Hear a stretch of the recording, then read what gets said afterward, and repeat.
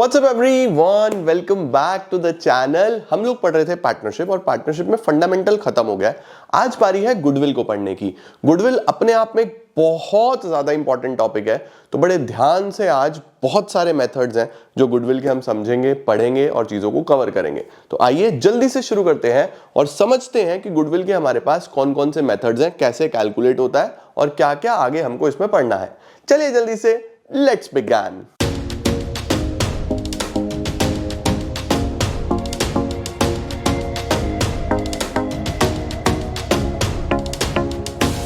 चलो मेरे प्यारे नालायकों, जल्दी जल्दी से हेडिंग डाल दो मेरे साथ साथ गुडविल। बेटा मैं समझता हूं कि पूरी पार्टनरशिप का सबसे इंपॉर्टेंट कॉन्सेप्ट ये है। पूरी पार्टनरशिप का सबसे इंपॉर्टेंट कॉन्सेप्ट ये है। अब गुडविल होता क्या है, सबसे पहले बिल्कुल बेसिक से बात करते हैं। ये एक एसेट है। सर एसेट है मतलब? एसेट इसलिए है क्योंकि अच्छी गुडविल वाला ज्यादा पैसा बनाता है। तो अगर आपकी गुडविल अच्छी है, इसका मतलब आपका प्रॉफिट भी ज्यादा होगा। सिंपल सिंपल सी बात है। मतलब मैं तुम्हें आम भाषा में अगर मैं बताऊं ना, तो गुडविल टिका ही प्रॉफिट के कॉन्सेप्ट के ऊपर है। समझे? गुडविल होता क्या है? गुडविल आम शब्दों में, साधारण भाषा में रेपुटेशन ऑफ द फर्म को बोलते हैं कि एक फर्म ने मेहनत करके अपना नाम बनाया, एक रेपुटेशन बनाई, जिस वजह से आज मार्केट में उसके पास मोर नंबर ऑफ कस्टमर्स हैं, ज्यादा प्रॉफिट्स हैं, अच्छा बिजनेस है। तो वो गुडविल हमारे लिए एक एसेट बन के काम करता है कि सालों साल मेहनत करके एक इंसान अपना नाम बनाता है, अपनी रेपुटेशन बनाता है, कस्टमर तभी उसके पास वापस आता है, उसको हम गुडविल बोलते हैं। ठीक है? अब दिखाई तो नहीं देता भाई, सिर्फ फील कर सकते हो कि आपकी गुडविल है या नहीं है। तो एसेट में भी ये इनटेंजिबल गुडविल, इनटेंजिबल एसेट होता है। एसेट में भी कैसा एसेट होता है? इनटेंजिबल एसेट होता है बेटा गुडविल। ठीक है? अब गुडविल की कितनी टाइप्स हो सकती हैं? तो बेटा दो तरीके की गुडविल हमें मेनली बताई जाती है। एक होती है self generated goodwill, self generated goodwill. एक होती है बेटा परचेज्ड गुडविल, एक होती है परचेज्ड गुडविल। सेल्फ जनरेटेड कौन सी होती है? जो मेरी गुडविल मैंने खुद बनाई, मेहनत करके बनाई। आप मुझे आज जानते हो, आपने मेरे बारे में कहीं सुना है, आप मेरे से पढ़े हो, तो over the number of years धीरे धीरे आपको रियलाइज हुआ कि हाँ यार, इस इंसान पे भरोसा किया जा सकता है, इस इंसान पे हम अच्छे से समझ सकते हैं, इस इंसान से हम समझ पाते हैं, कनेक्ट कर पाते हैं, फील कर पाते हैं। एक दिन में तो नहीं हुआ, 2 दिन में तो नहीं हुआ, लेकिन धीरे धीरे इवेंचुअली चीजें हुई, है ना? तो over the number of years हमने एक वैल्यू क्रिएट करी, तो वो हो गई सेल्फ जनरेटेड गुडविल। अब मुझे एक बात बताओ, ये सेल्फ जनरेटेड गुडविल जो मैंने डेवलप करी, इसके लिए कोई पैसे का लेन देन तो नहीं करा। तो क्योंकि कोई मॉनेटरी ट्रांजैक्शन ही नहीं है, तो इसको हम अपनी बुक्स में शो नहीं करते मेरे प्यारे बच्चों। ये बात ध्यान रखना, ठीक है? इसको हम अपनी बुक्स में शो नहीं करेंगे। ये किस तरीके से चलता है? बस एडजस्ट होता है। अब जो परचेज्ड गुडविल होता है, परचेज्ड गुडविल का मतलब होता है कि जब एक बिजनेस किसी का नाम खरीद ले, जैसे कोई कंपनी अच्छी चल रही है, अब वो किसी और नए सेगमेंट में जाना चाहती है, उस सेगमेंट में ऑलरेडी कोई अच्छी कंपनी काम कर रही थी और ये कंपनी बड़ी है, तो इसने छोटी कंपनी को कुछ पैसे देके एक्वायर कर लिया विद नेम कि अब बिजनेस यही चलेगा, नाम से यही चलेगा, लेकिन चलाएंगे हम। तो उसी नाम को खरीद लिया उसके पैसे देके, तो वो हो जाती है परचेज्ड गुडविल। अब इसका तो पैसा दिया, मॉनेटरी वैल्यू बना, तो ये बुक्स में आपको बैलेंस शीट में दिखाई देती है। तो जो आपकी अपनी सेल्फ जनरेटेड गुडविल होती है, ये बुक्स में नहीं होती। जो परचेज्ड होती है, ये बुक्स में आपको दिखाई देती है। ठीक है बेटा?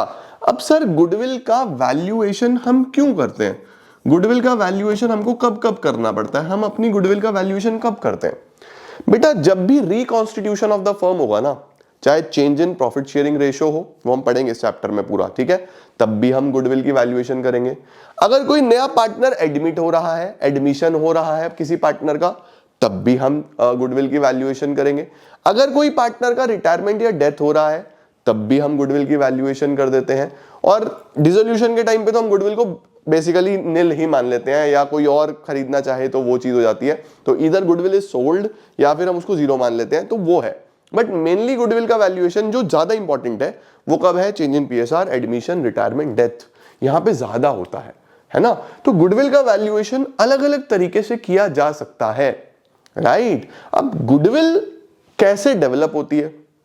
बहुत सारे फैक्टर्स हैं बेटा, है ना भाई, आपकी क्वालिटी अच्छी है, आप अच्छी लोकेशन पे बैठे हो, गुडविल इन सब चीजों पे इंपैक्ट करती है। गुड क्वालिटी होगी, गुडविल जल्दी बनेगी, अच्छी लोकेशन पे है, गुडविल जल्दी बनेगी, अच्छा मैनेजमेंट है, गुडविल जल्दी बनेगी, कस्टमर सेटिस्फाइड है, गुडविल जल्दी बनेगी। तो बहुत सारे मल्टीपल फैक्टर्स हैं जिससे गुडविल इंपैक्ट होती है, राइट। अब गुडविल का वैल्यूएशन करने के लिए हमारे पास कौन कौन से मेथड्स हैं बेटा? बच्चों मेथड्स तुमने पहले भी पढ़े हुए और मॉड्यूल में ना बहुत छोटे लेवल पे इनको बताया गया है।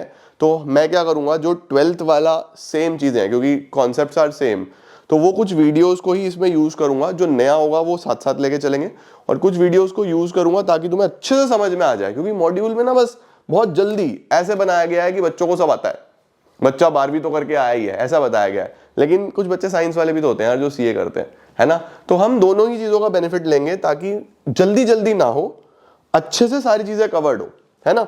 तो देखो मेथड्स कौन कौन से होते हैं बेटा। सबसे पहले है average profit method, average profit method.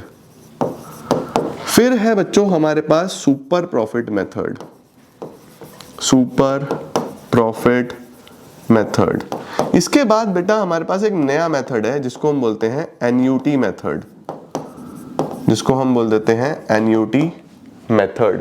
इसके बाद है हमारे पास capitalisation of average profit, capitalisation of average profit. और इसके बाद हमारे पास है कैपिटलाइजेशन ऑफ सुपर प्रॉफिट।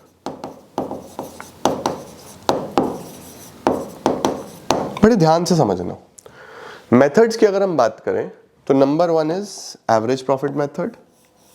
अब एवरेज प्रॉफिट में ही बेटा दो मेथड्स हो जाते हैं, एवरेज प्रॉफिट में ही दो मेथड्स हो जाते हैं। एक हो जाता है सिंपल एवरेज और एक हो जाता है वेटेड एवरेज। एक सिंपल एवरेज, एक वेटेड एवरेज। फिर सुपर प्रॉफिट मेथड, फिर एन्युटी मेथड। ये आपने कभी नहीं पढ़ा, पहली बार पढ़ोगे इसको आप। कैपिटलाइजेशन ऑफ एवरेज प्रॉफिट ये पहले पढ़ा हुआ है, कैपिटलाइजेशन ऑफ सुपर प्रॉफिट ये भी पहले पढ़ा हुआ है, बट हम दोबारा से पढ़ेंगे इसी वीडियो में, ठीक है। अब बड़े ध्यान से बच्चों समझना शुरू करना। मैं एक काम कर रहा हूं, मैं एक बार ना सारे फॉर्मूलाज एक जगह लिख रहा हूं ताकि आपको बिल्कुल भी कंफ्यूजन ना हो इसके अंदर, राइट।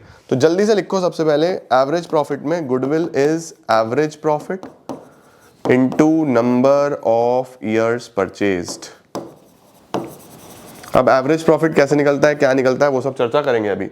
वेटेड एवरेज प्रॉफिट ये कब चलता है, अगर कोई ट्रेंड देखने को मिले। ट्रेंड का मतलब होता है कि प्रॉफिट या तो बढ़ ही रहे हो या घट ही रहे हो, दोनों में से कोई भी ट्रेंड दिखेगा तो वेटेड एवरेज प्रॉफिट यूज होगा। Goodwill is equal to weighted average profit into number of years purchased. Super profit, super profit क्या है सर? सुपर प्रॉफिट होता है बच्चों goodwill is super profit into number of years purchased. और super profit कैसे निकलता है? Average profit minus normal profit. Super profit कैसे निकलता है? Average profit minus normal profit. Average तो अभी मैं बता ही रहा हूं आपको। नॉर्मल प्रॉफिट कैसे निकलता है? कैपिटल एम्प्लॉयड, जितना पैसा लगाया हुआ है आपने, into normal rate of return upon 100, into normal rate of return upon 100, ठीक है। तो ये सिंपल एवरेज, ये वेटेड एवरेज, ये सुपर प्रॉफिट। एन्युटी मेथड क्या होता है बच्चों? ये नया है, इसके बारे में थोड़ा सा समझो, ठीक है। तो ये निकलता है goodwill is equal to average profit into PV factor, या फिर super profit into PV factor. इसको सिखाऊंगा मैं तुम्हें, फिलहाल लिखो average profit into PV factor या super profit into PV factor. फिर कैपिटलाइजेशन ऑफ एवरेज प्रॉफिट की बात करें तो goodwill is equal to capitalised value minus capital employed. ये है capitalised value minus capital employed. और कैपिटलाइजेशन ऑफ सुपर प्रॉफिट से कैसे निकलता है? Super profit into 100 upon NRR, normal rate of return, ठीक है। अब यहां पे बेटा सुपर प्रॉफिट जो है ना, हम सुपर प्रॉफिट कैसे कैलकुलेट करते हैं? Average minus normal. आपके मॉड्यूल में इसको एक्चुअल एस्टिमेटेड प्रॉफिट भी बोला जाता है, ठीक है, एक्चुअल प्रॉफिट भी लिखा गया है कई जगह। तो एक्चुअल का मतलब वो मेरा ही प्रॉफिट है, तो तुम कंफ्यूज मत होना उसके अंदर बिल्कुल भी, ठीक है। Super profit into 100 upon NRR, capitalised value minus capital employed. Capitalised value कैसे निकलेगी? कैपिटलाइज्ड वैल्यू निकलेगी average profit into 100 upon NRR। ये आपकी कैपिटलाइज्ड वैल्यू निकलती है इसमें, average profit into 100 upon NRR। और कैपिटल एम्प्लॉयड तो आप जानते ही हो, कैपिटल एम्प्लॉयड जो आपने पैसा लगाया हुआ है, ठीक है, ये आपकी नेट एसेट्स होते हैं, एसेट्स माइनस लायबिलिटीज, राइट। तो पहले तो आप इसका स्क्रीनशॉट लो पूरा अच्छे से। ये मेथड्स हैं आपके पास जो आपको गुडविल वैल्यूएशन में सीखने हैं। Average profit method, average profit calculate करते टाइम कुछ एडजस्टमेंट्स भी हैं, वो सब भी आपकी आज कवर हो जाएंगी। तो बहुत ध्यान से आपको ये सब समझना है। एक बार तुमने ये समझ लिया उसके बाद तो पूरी पार्टनरशिप बहुत आसान है। गुडविल ही मेन कॉन्सेप्ट है जिसपे नंबर कटते हैं, फिर कुछ भी नहीं है, वेरी सिंपल। Done, perfect. अब बच्चों आप एक काम करेंगे, अब पहले आप प्रैक्टिस करो, क्वेश्चन सीखो मेरे साथ साथ। कौन कौन से? पहले ये वाला मेथड, ये मेथड, ये मेथड, 1 2 3 सुपर प्रॉफिट, पहले ये सीखो, फिर हम इस पे चलते हैं। ये बिल्कुल नया है, तो पहले ये 3 करो, फिर इस पे चलते हैं, फिर ये 2, ठीक है। चलो अब चलते हैं इन मेथड्स पे। एवरेज प्रॉफिट मेथड,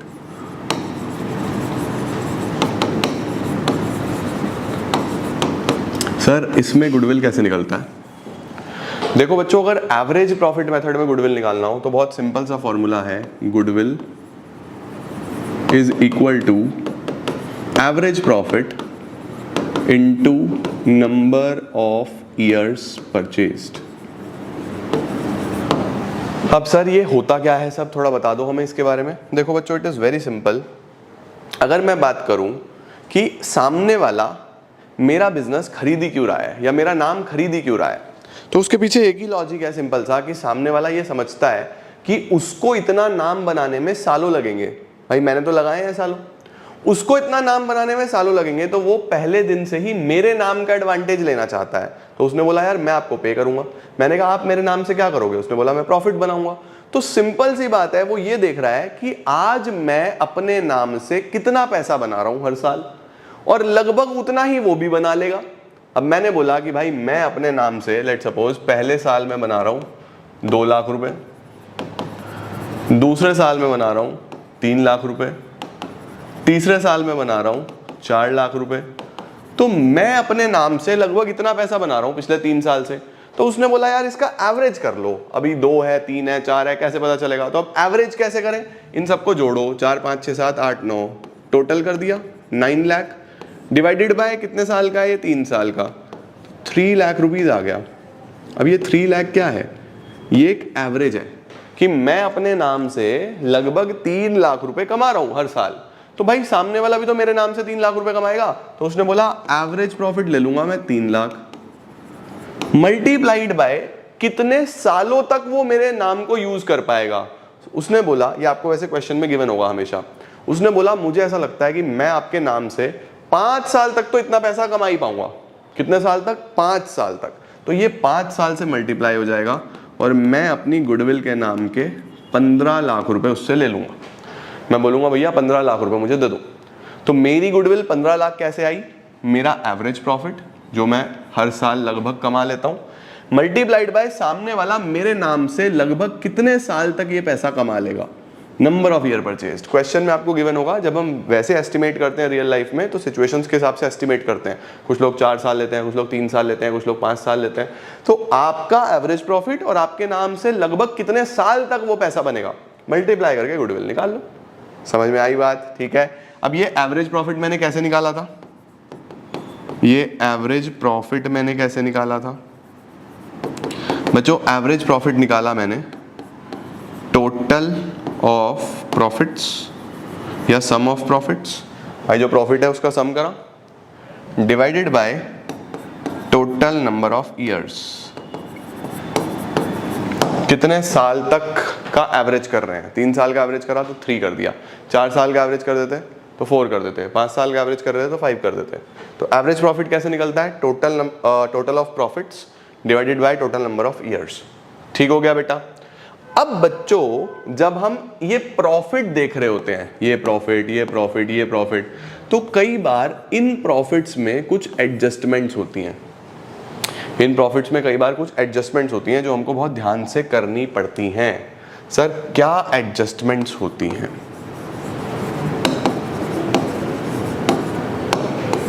सबसे पहली एडजस्टमेंट होती है बच्चे एबनॉर्मल लॉस। किसी साल में कोई एबनॉर्मल लॉस हुआ है, एबनॉर्मल लॉस जैसे कि loss by fire, loss by theft, भाई किसी साल में चोरी हो गई या किसी साल में आग लग गई। ये एक नॉर्मल चीज नहीं है, आग लगना कोई नॉर्मल चीज नहीं है, चोरी होना कोई नॉर्मल चीज नहीं है भाई, बहुत कभी कभी होगी, बहुत ही कभी कभी होगी, है ना। तो आग लग गई, चोरी हो गई, ये सब एबनॉर्मल है, इसका बिजनेस से नॉर्मली कुछ लेना देना नहीं है। अब जब भी ऐसा होगा तो ये आपके प्रॉफिट को कम कर देगा, भाई है तो लॉस ही, लॉस तो है ना, चाहे आग लगे चाहे चोरी हो। जब भी ऐसा होगा ये आपके प्रॉफिट को कर देगा कम। अब इसने अगर प्रॉफिट को कर दिया कम तो ये क्या शो करता है कि मेरी गुडविल की वैल्यू भी कम आएगी। भाई प्रॉफिट कम हो गया तो मेरी गुडविल की वैल्यू भी कम आएगी ना, जबकि ये एक नॉर्मल चीज नहीं है, ये एक एबनॉर्मल चीज है। तो कभी भी बच्चों ऐसा कुछ एबनॉर्मल चीज हो और मुझे गुडविल कैलकुलेट करनी है तो इस वजह से मेरी गुडविल की वैल्यू कम आ जाएगी, क्योंकि ये चीज मेरे प्रॉफिट को कम कर देगी। भाई आग लगी तो लॉस हुआ ना, प्रॉफिट कम हो जाएगा, लेकिन वो नॉर्मल तो नहीं था, बिजनेस एक्टिविटी की वजह से तो नहीं था वो। तो हम लोग क्या करते हैं, कभी भी क्वेश्चन में आपको कोई एबनॉर्मल लॉस दिया हुआ हो, सपोज इस साल में एबनॉर्मल लॉस हुआ, तो इसमें वो प्लस कर देना वापस से। तो एबनॉर्मल लॉस को आपको क्या करना है, ऐड बैक कर देना है। हम मानेंगे यार सेल तो हुई थी ना, रेवेन्यू तो हुआ था ना, वो अलग बात है कि लॉस हो गया तो प्रॉफिट कम आ गया, लेकिन प्रॉफिट यार बिजनेस की वजह से कम थोड़ी ना आया, बिजनेस तो बढ़िया चला था मेरा, ये तो आग लग गई, एबनॉर्मैलिटी हो गई, है ना। ऐसे ही बच्चों अगर कभी एबनॉर्मल गेन हो किसी भी साल के प्रॉफिट में, सर एबनॉर्मल गेन क्या होता है, कोई लॉटरी लग गई, कोई इनकम फ्रॉम इन्वेस्टमेंट आ गई, भाई आपने कोई बिल्डिंग वगैरह में इन्वेस्टमेंट करी हुई थी, आपने उसको सडनली बेचा और वो बढ़िया पैसे पे बिक गई, बढ़िया इनकम हो गई। वो बिजनेस का पार्ट थोड़ी ना यार, उस चीज का धंधा थोड़ी करता हूं मैं, वो तो मेरी इन्वेस्टमेंट थी, मैंने बेच दी सडनली, उससे मुझे तगड़ा प्रॉफिट हो गया। रोज थोड़ी ना होगा यार, रोज नहीं होगा। तो वो अगर ऐसी चीजें हम कंसीडर कर लेंगे तो उसने मेरे प्रॉफिट को बढ़ाया हुआ है, अब मेरा प्रॉफिट बढ़ा ही थोड़ा ना रहेगा, और बिजनेस से वो रिलेटेड भी नहीं था। तो एबनॉर्मल गेन अगर किसी भी साल है बच्चों तो उसे आप लेस कर दो, माइनस कर दो। तो ध्यान रखना, अगर कभी भी एबनॉर्मल लॉस हुआ वो प्रॉफिट को कम कर देता है, सही करने के लिए जोड़ दो। एबनॉर्मल गेन हुआ वो प्रॉफिट को बढ़ा देता है, सही करने के लिए माइनस कर दो, ठीक है। तीसरी चीज क्या होती है बेटा, अगर मेरा क्लोजिंग स्टॉक ओवर वैल्यूड है, मैंने गलती से अपना क्लोजिंग स्टॉक ज्यादा लिख दिया। बच्चों अगर मैं कभी भी अपना क्लोजिंग स्टॉक ज्यादा लिख दूंगा तो वो मेरे प्रॉफिट को बढ़ा देगा। सर ऐसे कैसे? देखो बच्चों, एक ट्रेडिंग अकाउंट बनता है जो हम क्लास 11th में सीखते थे। अब यहाँ पे क्या आता था, सेल, यहाँ पे क्या आता था, क्लोजिंग स्टॉक, यहाँ पे क्या आता था, ओपनिंग स्टॉक, यहाँ पे आता था परचेज, यहाँ पे आते थे कोई भी खर्चे, मैं मान रहा हूँ कोई खर्चा नहीं है बस परचेज है। फिर यहाँ पे क्या आपका ग्रॉस प्रॉफिट आ जाता था, जीपी आता था या नहीं आता था, ग्रॉस प्रॉफिट आता था या नहीं आता था। अब मैं मान रहा हूँ कि आपकी सेल 60 की है, 40 का क्लोजिंग स्टॉक है, 20 रुपये का ये है, 10 रुपये का ये है, तो 60 और 40 कितना हो गया, 100, 100 में से 30 गए तो कितना आ गया, 70 का प्रॉफिट आ गया। देखो 70 का प्रॉफिट आया या नहीं आया। अब मेरे से गलती हुई है, क्या गलती हुई है कि क्लोजिंग स्टॉक मैंने ज्यादा लिखा हुआ है, ओवर वैल्यूड का मतलब ज्यादा वैल्यू काउंट कर ली, मैंने गलती से इसको 40 की जगह 50 गिन लिया, गलती से बाय मिस्टेक हुई है ये। 40 की जगह 50 मान लिया। बच्चों अगर इसको 40 की जगह 50 मान लिया यानी क्लोजिंग स्टॉक बढ़ा के लिख दिया, तो इसका प्रॉफिट पे क्या इंपैक्ट आया, देखो प्रॉफिट भी 70 नहीं आएगा, 110 माइनस 30 80 आ जाएगा। देखो इसका मतलब एक्चुअल प्रॉफिट 70 आना चाहिए था, एक्चुअल प्रॉफिट आया 80।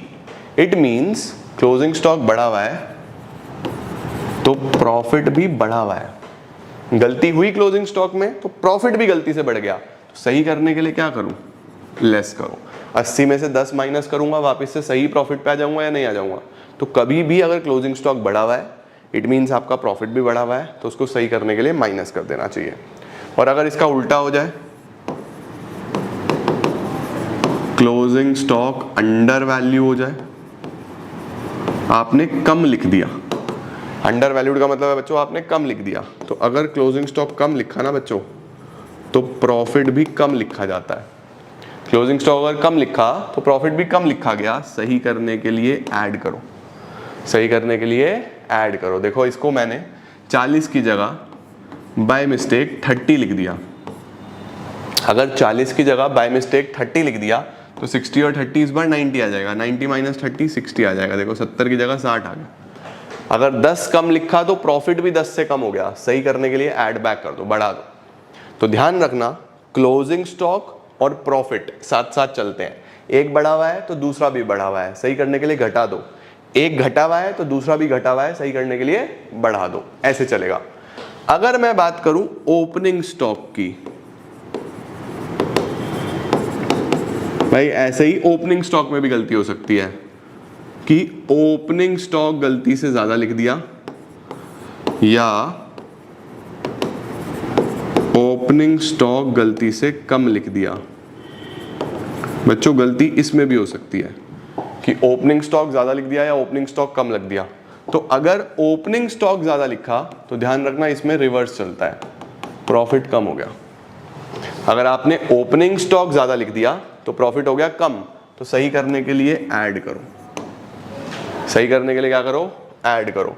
और अगर ओपनिंग स्टॉक कम लिख दिया तो प्रॉफिट हो जाएगा ज्यादा। इसमें रिवर्स चलता है, ध्यान रखना। क्लोजिंग स्टॉक में सीधा सीधा चलता है, ओपनिंग स्टॉक में रिवर्स चलता है। कम लिखा तो प्रॉफिट ज्यादा हो गया, सही करने के लिए लेस कर दो, सही करने के लिए लेस कर दो। तो अगर एबनॉर्मल लॉस है वो वापस से जुड़ता है, एबनॉर्मल गेन है तो वो लेस होता है। क्लोजिंग स्टॉक बढ़ा हुआ है तो प्रॉफिट भी बढ़ा हुआ है, सही करने के लिए कम कर दो। क्लोजिंग स्टॉक घटा हुआ है तो प्रॉफिट भी कम है, सही करने के लिए बढ़ा दो। ओपनिंग बढ़ा हुआ है तो प्रॉफिट कम है, सही करने के लिए बढ़ा दो। ओपनिंग घटा हुआ है तो प्रॉफिट ज्यादा है, सही करने के लिए घटा दो। ये हमारे 6 एडजस्टमेंट्स हो गए। नंबर 7th एडजस्टमेंट और सबसे इंपॉर्टेंट सावधान इंडिया एडजस्टमेंट। सावधान इंडिया सवाल ऐसा ही यस मार्क करके चलना, ठीक है। सावधान इंडिया क्या है? Capital expenditure charged to revenue expenditure. मैंने कैपिटल एक्सपेंडिचर को गलती से रेवेन्यू एक्सपेंडिचर में लिख दिया। सर ये होते क्या है, एक बार याद तो दिला दो। हाँ नालायको सुनो, कैपिटल एक्सपेंडिचर का मतलब बेटा आपके एसेट्स होते हैं, ध्यान रखना। कैपिटल एक्सपेंडिचर किसको बोलते हैं? एसेट्स को। आपने कोई लैंड खरीदा, बिल्डिंग खरीदा, प्लांट मशीनरी फर्नीचर, ये सब कैपिटल एक्सपेंडिचर्स हैं। और रेवेन्यू एक्सपेंडिचर हम बोलते हैं आपके एक्सपेंसेस को। तो capital expenditure charge to revenue expenditure का मतलब है कि आपने खरीदा एसेट और लिख दिया खर्चे में। भाई तुमने कोई एसेट खरीदा, वो बैलेंस शीट में जाता, खर्चा तुम्हारा प्रॉफिट एंड लॉस में गया, तो खर्चा बढ़ा दिया तुमने, खर्चा एक लिख दिया जबकि वो खर्चा था ही नहीं, तो बिना बात एक खर्चा लिख दिया। खर्चा लिखने से क्या होगा? प्रॉफिट कम हो जाएगा। गलती हो गई, खर्चा लिखा, प्रॉफिट गिर गया बिना बात। ये खर्चा था ही नहीं, बिना बात लिखा गया, बिना बात प्रॉफिट कम हो गया। सही करने के लिए क्या करूं? उसको बढ़ाऊं वापस से। तो क्या करना पड़ेगा? ऐड करना पड़ेगा। जितना भी अमाउंट है उस साल के प्रॉफिट में ऐड कर देना। मैं क्वेश्चंस कराऊंगा अगली क्लास में, टेंशन मत लो, अभी समझा दूं। पहले सब लिख लो, तुम्हारे काम आएंगे, नोट्स बना लो सारे। अगर कभी भी मैंने कैपिटल एक्सपेंडिचर को, किसी एसेट को खर्चे में लिख दिया, एक्सपेंस में लिख दिया, तो इस केस में एक्सपेंस बढ़ा, प्रॉफिट घट गया। सही करने के लिए जोड़ो, ठीक है। जोड़ने का मतलब है कि मैंने खर्चा वापस से हटा के एसेट में पहुंचा दिया। अब जब एसेट में पहुंचा दिया बच्चों, तो इस एसेट पे डेप्रिसिएशन तो लगेगा। इस एडजस्टमेंट के साथ ही डेप्रिसिएशन आएगा, ये दोनों साथ साथ चलते हैं, ठीक है। तो जो डेप लगेगा, डेप्रिसिएशन प्रॉफिट को कम करेगा, उसे करो लेस। तो इसके साथ जो डेप्रिसिएशन है वो लेस होगा। तो अगर ये ऐड हुआ तो इसके साथ का डेप्रिसिएशन लेस होगा, ठीक है। अब अगर इसका उल्टा हो जाए, सर इसका उल्टा हो जाए मतलब कि आपने रेवेन्यू एक्सपेंडिचर को चार्ज कर दिया कैपिटल एक्सपेंडिचर में। Revenue expenditure charge to capital expenditure. अब बताओ, रेवेन्यू एक्सपेंडिचर एक खर्चा है, वो खर्चा मैंने खर्चे में ना लिख के एसेट में लिख दिया, बैलेंस शीट में लिख दिया। बच्चों खर्चा लिखना था, लिखा ही नहीं, खर्चा कम हो गया। खर्चा कम होने से क्या होता है? प्रॉफिट बढ़ जाता है। कोई खर्चा लिखना था, लिखा नहीं, कम हो गया, प्रॉफिट बढ़ गया। सही करने के लिए क्या करूं? इस प्रॉफिट को जो बढ़ा हुआ है लेस कर दूं, लेस करूंगा, क्योंकि प्रॉफिट बढ़ गया बिना बात, जो प्रॉफिट था ही नहीं इतना, तो उसको सही करने के लिए क्या करना है? लेस कर देना है। अब इसी पे कोई डेप होगा, अगर भाई तुमने उसको बिना बात ही एसेट में लिख दिया, वो एसेट था ही नहीं, तो जो भी इस पे डेप लगाया होगा वो डेप गलत लगा दिया, तो उसे वापस से ऐड बैक करो, उसे वापस से ऐड बैक करो। तो ध्यान रखना, एसेट को खर्चा बना लिया तो ऐड करेंगे, उसका डेप लेस होगा। खर्चे को एसेट बना दिया तो लेस करेंगे, उसका डेप ऐड होगा। ये टोटल 10 एडजस्टमेंट्स होती हैं बेटा, जो एवरेज प्रॉफिट मेथड में आपके काम आएंगी। 10 एडजस्टमेंट्स। लो जी, पहले इतना स्क्रीनशॉट लो, ठीक है, ये स्क्रीनशॉट ले लो सारा का सारा बढ़िया तरीके से। ये एडजस्टमेंट्स बच्चों एवरेज प्रॉफिट में भी चलेंगी, सुपर प्रॉफिट में भी चलेंगी, वेटेड एवरेज प्रॉफिट में भी चलेंगी, सब जगह चलेंगी ये, क्योंकि प्रॉफिट्स की जरूरत तो पड़ने वाली है ना हमको। तो दिस इज हाउ हम गुडविल निकालते हैं। कौन सा मेथड यूज करके? एवरेज प्रॉफिट मेथड यूज करके। बिफोर स्टार्टिंग क्वेश्चंस एक छोटी सी चीज और बता दूं, वो क्या है? Weighted average profit method. बेटा सिंपल एवरेज तो आपने देख लिया कि एवरेज प्रॉफिट मेथड से कैसे गुडविल निकलता है, वो तो आपने देख लिया। अब ये वेटेड एवरेज क्या होता है और ये कब लगता है? देखो बच्चों, जब भी whenever we see a trend in profits, जब भी हमको क्या दिखाई देगा बच्चों? प्रॉफिट्स में ट्रेंड दिखाई देगा। सर ट्रेंड कैसा हो सकता है? ट्रेंड का मतलब या तो प्रॉफिट्स हर साल बढ़ ही रहे हो, या फिर प्रॉफिट्स हर साल कम ही हो रहे हो। जैसे पहले साल प्रॉफिट 1 लाख, फिर 2 लाख, फिर 4 लाख, 6 लाख, प्रॉफिट बढ़ता हुआ दिख रहा है। या फिर पहले साल 10 लाख, फिर 9 लाख, फिर 7 लाख, फिर 4 लाख। ऐसा कुछ नहीं है कि प्रोपोर्शन सेम होना चाहिए, अलग अलग हो सकता है, लेकिन ट्रेंड है कि भैया यहाँ पे बढ़ रहा है, यहाँ पे कम हो रहा है, ऐसा हो रहा है ना। तो जब भी आपको कोई ट्रेंड दिखता है तो आप सिंपल एवरेज ना लगा के weighted average profit method use कर सकते हो। अब सर वेटेड एवरेज प्रॉफिट से गुडविल कैसे निकलेगा? बिल्कुल सेम वैसा ही है, बस सिंपल एवरेज प्रॉफिट की जगह वेटेड एवरेज रख देना। यानी goodwill is equal to weighted average profit multiplied by number of years purchased. Number of years purchased, वहां पे average profit into number of years purchase था, यहां पे weighted average profit into number of years purchased है। अब ये weighted average profit कैसे निकलता है? सर वेटेड एवरेज प्रॉफिट निकलता है sum of profits into weights divided by sum of weights. Sir इसका क्या मतलब हुआ? इसका मतलब ये हुआ बच्चों कि सपोज आपको प्रॉफिट्स दिए हुए हैं,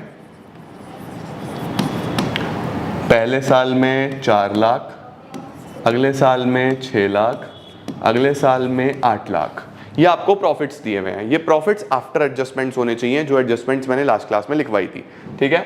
अब आपको वेट्स भी हमेशा गिवन होंगे बच्चों, ये वेट्स भी हमेशा गिवन होते हैं। सपोज ये दिया हुआ है कि इसका वेट 1 है, इसका वेट 2 है, इसका वेट 3 है, तो आपको सिंपली क्या करना है? प्रॉफिट इंटू वेट करना है। आपको क्या करना है? Profit into weight. तो 4 lakh into 1 4 lakh, 6 lakh into 2 12 lakh, 8 lakh into 3 24 lakh. इसका सम कर दो तो ये आ जाएगा 4 and 2 6, 6 and 4 10, 0, 1 कैरी हो गया, 2 3 4। तो ये हमारा आ गया बच्चों 40 लाख, ठीक है ना। ये हमारा आ गया 40 लाख। तो इस तरीके से बेटा हमारा ये आ गया sum of profits into weights 40 lakh divided by sum of weights. Sum of weights ये है 3 4 5 6। तो ऐसे आपका वेटेड एवरेज प्रॉफिट आ जाएगा। बस इसको यहां रखो, मल्टीप्लाई करो नंबर ऑफ ईयर परचेज से, ये हमेशा गिवन होता है, आपका गुडविल आ जाएगा। तो इस बात का ध्यान रखना कि गुडविल नॉर्मली हम एवरेज प्रॉफिट मेथड से निकालते हैं। अगर कभी हमें ट्रेंड दिखता है इंक्रीजिंग या डिक्रीजिंग, तो फिर हम वेटेड एवरेज प्रॉफिट भी लगा सकते हैं। वेटेड एवरेज प्रॉफिट कैसे लगता है, वो ये है। तो क्वेश्चन में अगर लिखा कि वेटेड एवरेज लगाओ तो वेटेड एवरेज लगाना, नॉर्मल एवरेज प्रॉफिट लिखा तो एवरेज प्रॉफिट लगाना। ठीक है, आओ सवालों पे चलते हैं। सर क्वेश्चन क्या है, देखो कितने पार्टनर्स हैं, A B C are partners in a firm sharing profits and losses in the ratio 3:1। Ratio का भी कोई काम नहीं है। They decided to take D into partnership, D को लेके आ रहे हैं बेटा 1/4 के लिए, यानी पहले 3 पार्टनर्स थे, अब एक चौथा पार्टनर डी भी आ रहा है। सही है, अच्छा जी। For this purpose goodwill is to be valued at 3 times the average profit of, देखो सबसे पहले इसने बोला goodwill is to be valued at 3 times। इसका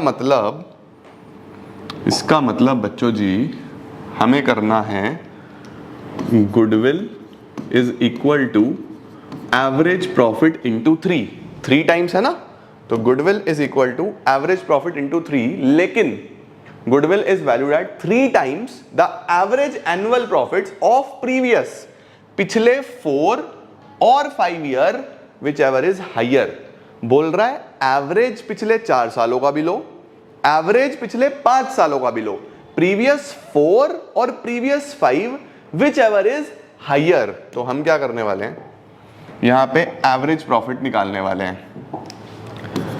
average profit of 4 years and average profit of 5 years। तो पिछले 4 और पिछले 5 इनका एवरेज लो।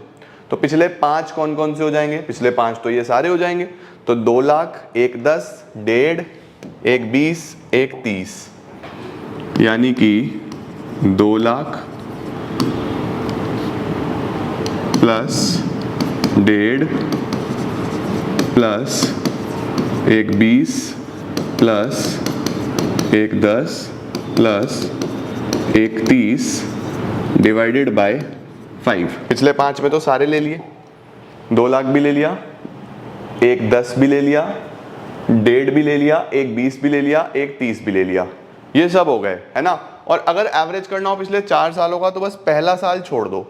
पहला साल कौन सा है बच्चों, पहला साल ये 1 30 वाला है, ये छोड़ दो। ध्यान रखना जिस डेट से हम गुडविल वैल्यू कर रहे हैं उससे पहले वाले 5 और उससे पहले वाले 4, तो ये नहीं होगा। कुछ बच्चे कंफ्यूज होते हैं कि मैं शुरू के 4 लूं या आखिरी वाले 4 लूं। तो बच्चों देखो गुडविल कौन सी डेट पे वैल्यू हो रही है, 1 अप्रैल 22 पे। तो 1 अप्रैल 22 से पहले वाले, तो 31 मार्च 22, 31 मार्च 21, 31 मार्च 20 और 31 मार्च 19। ठीक है, तो 130 नहीं लेना। अच्छा सर 130 नहीं लेना, इसका मतलब 2 lakh plus 150 plus 120 plus 110 divided by 4। तो अब हमारे पास पिछले 4 साल का और पिछले 5 साल का एवरेज आ जाएगा। आओ जरा देखें कितना आ रहा है। यहाँ पे तो आ रहा है 2 लाख, 1 50, 1 20, 1 सॉरी गलत ले ली वैल्यू, 2 लाख, 150, 120, 110, 130, इसका टोटल आ रहा है 710 डिवाइड बाय 5, 1,42,000। तो ये आ गया बेटा पिछले 5 साल का एवरेज करा। यहाँ पे पिछले 4 साल का करना है, 2 लाख, 1 50, 1 20, 1 10, 580 डिवाइड बाय 4, ये आ गया बेटा 145। अब देखो क्वेश्चन ने क्या बोला था कि गुडविल कैसे निकालनी है, 3 times of average profit of previous 4 और previous 5 whichever is higher, जो भी ज्यादा है। तो 142 और 145 में से कौन सा ज्यादा है, ये हायर है, 145 ज्यादा है तो ये ले लो। 145 इंटू 3, तो 145 इंटू 3 435, ये बच्चों गुडविल का आंसर आ जाएगा। 435 इज द आंसर। देखो goodwill is to be valued at 3 times the average annual profits of previous 4 और previous 5 whichever is higher. ठीक है, ये हमने कंसिडर कर लिया, वैल्यू ऑफ गुडविल निकल गई। आई बात समझ में? तो किसी भी तरीके से बच्चों आपसे क्वेश्चन पूछ सकता है, आपको आना चाहिए। चलो आगे चलते हैं। यहां पे देखो क्या लिखा हुआ, the net profit earned by the firm during the last 4 years were as follows. पिछले 4 सालों में ये प्रॉफिट बनाया है। Calculate the value of goodwill on the basis of 3 year purchase of weighted average profit. और वेट्स कितने कितने देने हैं वो भी लिखा हुआ है। तो आओ देखो जरा करते हैं कैसे करना है। बोल रहा है गुडविल की वैल्यू निकालो on the basis of 3 year purchase, यानी goodwill is equal to weighted average profit into 3। यही है ना, goodwill is to be valued at 3 year purchase of weighted average profit. अब वेट्स कितने कितने लेने हैं? वेट्स लेने हैं बच्चों 1 2 3 4। तो देखो प्रॉफिट ये है, वेट्स हम यहाँ पे लिख देते हैं 1 2 3 4। अब मैंने आपको सिखाया था वेटेड एवरेज प्रॉफिट कैसे निकलता है। वेटेड एवरेज प्रॉफिट के लिए आपको क्या चाहिए? Sum of profits into weights. तो प्रॉफिट्स इनटू वेट्स करो, 80,000 into 1 80,000, 1 lakh into 2 2 lakh, 1,10,000 into 3 3,30,000, 1,50,000 into 4 6 lakh. तो इसका टोटल क्या बना? इसका टोटल क्या बना? Sum of profits into weight 6,33,000, 6,33,000, 2 lakh और 80,000, 12,10,000, 12,10,000। तो ये बन गया बच्चों। ठीक है, तो weighted average profit is sum of profits into weights divided by sum of weights. Sum of weights ये होगा 4 5 6 7 8 9 10। तो ये आ जाएगा 1,21,000। 12,10,000 डिवाइडेड बाय 10 विल बी 1,21,000। 1,21,000 को यहाँ रख दो बच्चों, इंटू 3 3,63,000 हमारा आंसर आ जाएगा गुडविल। तो वेटेड एवरेज प्रॉफिट से बोले तो इस तरीके से करना है, एवरेज प्रॉफिट से बोले तो जो मैंने पहले कराया उस तरीके से करना है। अभी सवाल शुरू हुए हैं सिर्फ, अभी जल्दी नहीं करनी। स्क्रीनशॉट लो, अभी एडजस्टमेंट्स वाले क्वेश्चंस भी हैं। डन, बढ़िया सर। चलो अब देखो जरा, अब चेक करो बच्चों। लो जी सर, सर ये हमारे पास आया क्वेश्चन बढ़िया, ये हमारे पास क्वेश्चन बढ़िया आ गया। देखो यहाँ पे जो क्वेश्चन है ना बेटा, ये क्वेश्चन लिखा हुआ है calculate the value of goodwill on the basis of 3 year purchase of weighted average profit of last 5 year। बोल रहा है वेटेड एवरेज प्रॉफिट लेना है पिछले 5 सालों का और नंबर ऑफ ईयर परचेज 3 है। तो हम क्या करेंगे, हम लिखेंगे goodwill is equal to weighted average profit into 3 year purchase of weighted average profit था ना। अगर नॉर्मल एवरेज प्रॉफिट्स होता तो एवरेज प्रॉफिट इंटू 3 हो जाता, दोनों में वही चीज है।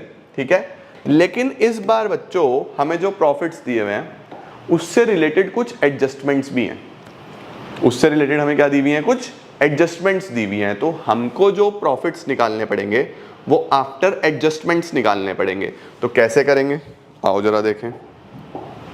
हम क्या करने वाले हैं, हम यहाँ पे लिखने वाले हैं calculation of profits after adjustment.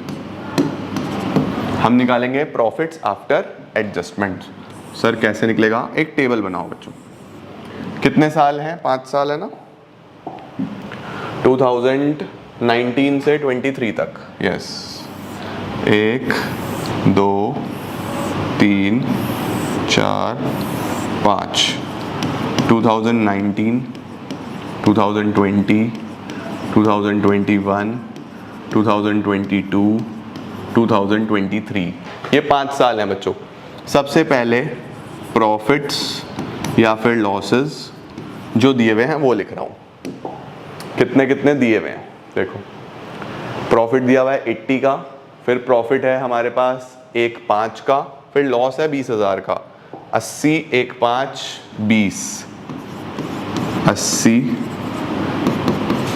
1,5 20, ये 20 का लॉस है। चलो जी 80 हो गया, 1,5 हो गया, 80 हो गया, 1,5 हो गया, 20 हो गया, 180 और 2 लाख, 180 और 2 लाख, 180 एंड 2 लाख। ठीक हो गया बच्चों, ये है हमारे पास प्रॉफिट्स या लॉसेस जो हमको दिए हुए थे। सही है, हम एक काम करेंगे, इसको ना मैं आपको दोनों ही मेथड से करा दूंगा। दोनों मेथड का मतलब इस क्वेश्चन को मैं आपको वेटेड एवरेज प्रॉफिट से भी कराता हूँ, इस क्वेश्चन को मैं आपको नॉर्मल एवरेज प्रॉफिट से भी कराता हूँ। तो अगर खाली ये दिया होता कि goodwill is to be calculated as 3 year purchase of average profit, फिर हम कैसे करते हैं? फिर हम बोलते हैं यहाँ पे goodwill is equal to average profit into 3। This is more important, ये ज्यादा इंपॉर्टेंट है। This is more important as compare to weighted average profit, इसीलिए हम करने वाले हैं दोनों ही तरीके से। ठीक है जी, समझ गए? तो ये हमारा एवरेज प्रॉफिट से होगा, ये वेटेड एवरेज प्रॉफिट से होगा। मैं दोनों से इसलिए करा रहा हूं ताकि तुमको क्लैरिटी आ जाए। ठीक है, चलो अब देखो क्या दिया हुआ है, ये प्रॉफिट्स दिए हुए थे। Now let's move to adjustments. Adjustments क्या है? वेट्स कितने देने हैं, 1 2 3 4 5, ये वेटेड एवरेज में पता चलेगा। चलो सबसे पहले प्रॉफिट्स हमने लिख दिए। अब यहां पे चेक करो, पहले दूसरे साल में 31 मार्च 20 में लिखा हुआ है कि इस साल एक एबनॉर्मल लॉस हुआ है 41,500 का। यानी जब हम ये प्रॉफिट निकाल रहे थे तो एक एबनॉर्मल लॉस आया था, वो हम कंसीडर कर चुके हैं। उसको कंसीडर करने के बाद ये बेसिकली प्रॉफिट आया है। तो एबनॉर्मल लॉस को क्या करते हैं बच्चों? एबनॉर्मल लॉस ने इस प्रॉफिट को कम करा होगा, तो सही करने के लिए क्या करना पड़ेगा? ऐड बैक करना पड़ेगा ना, जोड़ना पड़ेगा। तो 41,500 जोड़ो, ऐड करेंगे 41,500 इसमें ऐड करेंगे हम किस नाम से? अब नॉर्मल लॉस के नाम से। लो सर, अब नॉर्मल लॉस हमने यहाँ पे जोड़ दिया। उसके बाद क्या है? उसके बाद बच्चों अगले साल में एक एबनॉर्मल लॉस है 41,500 का। यहाँ पे बच्चों एक प्रिंटिंग एरर है, इस बात का ध्यान रखना। यहाँ पे एबनॉर्मल गेन है 40,000 रुपए का। ठीक है, वो same he by mistake type हुआ है। इसमें एबनॉर्मल लॉस है 41,500 का, इसमें एबनॉर्मल गेन है 40,000 रुपए का। पहले आप स्क्रीनशॉट ले लो इस क्वेश्चन का, क्योंकि फिर ये हट जाएगा। ठीक है, तो जो सेकेंड ईयर है, सेकेंड ईयर में लॉस है, लेकिन इसके अंदर एबनॉर्मल गेन भी हुआ है 40,000 रुपए का। तो एबनॉर्मल गेन को क्या करते हैं? एबनॉर्मल लॉस को तो कर दिया ऐड बैक, एबनॉर्मल गेन को करते हैं डिडक्ट, माइनस करेंगे। 40,000 रुपए करेंगे माइनस एबनॉर्मल गेन, लेस करेंगे एबनॉर्मल गेन। 40,000 रुपए हमने कर दिए माइनस, ऑलरेडी माइनस में चल रहा था और माइनस कर दिया 40,000 रुपए। ठीक हो गया? चलो सर ये भी हो गया। उसके बाद क्या है? आपने स्क्रीनशॉट ले लिया था ना, वो हट जाता है बेटा जैसे ही मैं स्लाइड चेंज करता हूँ। तो इस साल एबनॉर्मल गेन था, वो हमने डिडक्ट कर दिया। अगले 2 साल में तो ठीक है, कुछ नहीं है, नॉर्मली प्रॉफिट्स लिखे हुए हैं। अब देखो आगे क्या लिखा हुआ है, बोल रहा है जो क्लोजिंग स्टॉक है 2019 का, 2019 का, ये वाला 2019 का क्लोजिंग स्टॉक ओवर वैल्यूड था 40,000 रुपए से। यानी कि इस साल का क्लोजिंग स्टॉक 40 से बढ़ा हुआ था। बच्चों अगर क्लोजिंग 40 से बढ़ा हुआ था तो प्रॉफिट भी 40 से बढ़ा हुआ है, तो हम क्या करने वाले हैं? कम करने वाले हैं। 40,000 यहां पे करने वाले हैं कम, less closing stock over valued. अगर क्लोजिंग स्टॉक बढ़ा हुआ है इट मींस प्रॉफिट भी बढ़ा हुआ है, तो सही करने के लिए उसको लेस करो। तो मैंने इसलिए माइनस कर दिया। ये सब इससे पहले वाली क्लास में सिखाया है मैंने क्यों करते हैं। क्लोजिंग स्टॉक ज्यादा लिखते हैं तो प्रॉफिट भी बढ़ के आ जाता है, तो सही करने के लिए लेस करा। अब एक इंपॉर्टेंट बात बच्चों, बेटा अगर किसी भी साल का क्लोजिंग स्टॉक बढ़ा हुआ है, किसी भी साल का क्लोजिंग स्टॉक बढ़ा हुआ है, तो जो उस साल का क्लोजिंग होता है वही तो अगले साल का ओपनिंग भी होता है। होता है या नहीं होता है भाई? जब आप अपना स्टॉक काउंटिंग करोगे, आप अपनी दुकान में गिनती करोगे माल की, तो आज रात को जो माल है क्लोजिंग में, कल सुबह भी तो वही माल होगा ओपनिंग में। तो अगर आपने गलती से 1 साल का क्लोजिंग स्टॉक बढ़ा दिया, इट मींस अगले साल का ओपनिंग स्टॉक भी बढ़ के आ गया। इस बात का ध्यान रखना बच्चों, यानी क्लोजिंग का ओपनिंग पे इंपैक्ट होता है। ध्यान रखना, अगर गलती से क्लोजिंग बढ़ गया तो अगले साल का ओपनिंग भी बढ़ गया। तो अगले का ओपनिंग बढ़ गया, इसका मतलब अब क्लोजिंग स्टॉक और प्रॉफिट का सीधा सीधा रिश्ता होता है। क्लोजिंग बढ़ा हुआ है तो प्रॉफिट भी बढ़ा हुआ है, सही करने के लिए लेस कर दो। ओपनिंग बढ़ा हुआ है तो प्रॉफिट घटा हुआ है, सही करने के लिए ऐड कर दो। तो अगर इस साल क्लोजिंग बढ़ा हुआ था तो अगले साल ओपनिंग बढ़ा हुआ है, तो यहां पे हमें 40,000 ऐड करना पड़ेगा और हम क्या बोलेंगे, ओपनिंग स्टॉक ओवर वैल्यूड। तो ध्यान रखना, क्लोजिंग का इंपैक्ट अगले साल के ओपनिंग पे भी दिखाना है, ये चीज भूलना मत। क्या बोला मैंने, लिख लो अपनी कॉपी में, क्लोजिंग का इंपैक्ट अगले साल ओपनिंग पे भी दिखाना है। ओके, चलो सर ये भी डन हो गया। आगे क्या दिया हुआ है? आगे बोल रहा है कि हमने कोई रिपेयर कराया था। हमने कोई रिपेयर कराया था बच्चों, रिपेयर इज एन एक्सपेंस। हमने कोई रिपेयर कराया तो वो खर्चा था, ठीक है। It was wrongly debited to machinery, बोल रहा है हमने इसको गलती से मशीन में लिख दिया। कब? 1 जुलाई 2021 में। अब 1 जुलाई 2021 कब आएगा बच्चों? 1 जुलाई 2021 का मतलब ये चौथे साल की बात हो रही है भाई। मार्च 2021 में तीसरा साल खत्म हो गया, मार्च 2021 में थर्ड ईयर खत्म हो गया। बात हो रही है जुलाई 21 की, तो जुलाई 21 तो इस वाले साल में आएगा ना। तो हमने इसमें कोई रिपेयर कराया था 60,000 का, गलती से मशीन में लिख दिया। लो जी, हमने क्या कराया, 60,000 का रिपेयर कराया, उसको मशीन में लिख दिया। इसका मतलब खर्चा क्या कर दिया हमने, खर्चा कर दिया कम, क्योंकि खर्चा तो लिखा ही नहीं। खर्चा कम हो गया तो प्रॉफिट बढ़ के आ गया। सही करने के लिए क्या करना पड़ेगा, लेस करना पड़ेगा। तो यहां से हम 60,000 रुपए करेंगे लेस। सर 60,000 क्यों लेस कर रहे हैं? 60,000 हम इसलिए लेस कर रहे हैं क्योंकि हमने रिपेयर को चार्ज कर दिया मशीनरी में। हमारे से गलती हो गई, खर्चा खर्चे में नहीं लिखा, एसेट में लिख दिया, तो खर्चा कम दिखाया, प्रॉफिट बढ़ गया। सही करने के लिए माइनस करो। ओके, अब बच्चों इस पे जो डेप लगाया होगा भाई, जब तुमने इसको गलती से मशीन में लिख दिया तो इस पे डेप भी लगाया होगा, वो भी हटाना है। तो वापस से ऐड करो इसका डेप्रीसिएशन। अब बेटा ये जो बात है ये 1 जुलाई की है। ये कब की बात है? 1 जुलाई की है। तो 1 जुलाई की है अगर, तो जुलाई से मार्च तक कितने महीने का डेप हुआ? 9 मंथ्स का, है ना। Depreciation was charge on machinery 20% on diminishing balance method. 20%, तो 60,000 पे 20% और 9 मंथ्स कितना बैठता है? 60,000 पे 20% और 9 मंथ्स, 9,000 रुपये तो यहाँ पे ऐड होगा। ये तो बच्चों पहले साल में हो गया। अगले साल में भी एडजस्ट करना पड़ेगा डेप्रिसिएशन। सर अगले साल में क्यों एडजस्ट करना पड़ेगा? बच्चों गुडविल हम यहाँ पे निकाल रहे हैं। 31 मार्च 2023 के बाद, 5 साल खत्म हो जाने के बाद, अब जब मैं एडजस्टमेंट आज कर रहा हूँ तो यहाँ भी एडजस्टमेंट होगी, यहाँ भी एडजस्टमेंट होगी। भाई 2 साल पहले की एडजस्टमेंट आज कर रहा हूँ तो दोनों सालों में ठीक करना पड़ेगा ना। तो ध्यान रखना डेप्रिसिएशन यहाँ भी और अगले साल में भी। सर अगले साल डेप कितना लगा होगा? बेटा 60 में 9 ऑलरेडी लग चुका है, तो 60 में से 9 हट गया तो 51,000 का 20% पूरे साल का। 60 में से 9 हट चुका है, 51,000 पे 20% 10,200। सर इसमें पूरे साल का क्यों लगा? बेटा इसमें पूरे साल का इसलिए लगा क्योंकि ये तो साल के शुरू से लास्ट तक का है। भाई इस साल तो मशीनरी खरीदी गई थी, यानी रिपेयर इस साल कराया था। कौन सी डेट पे कराया था? 1 जुलाई पे। तो 1 जुलाई से 31 मार्च 9 महीने हुए इसमें, तो अगला साल पूरा कंसिडर होगा। और डेप्रिसिएशन के दो मेथड होते हैं, एक होता है स्ट्रेट लाइन मेथड, एक होता है रिटर्न डाउन वैल्यू मेथड।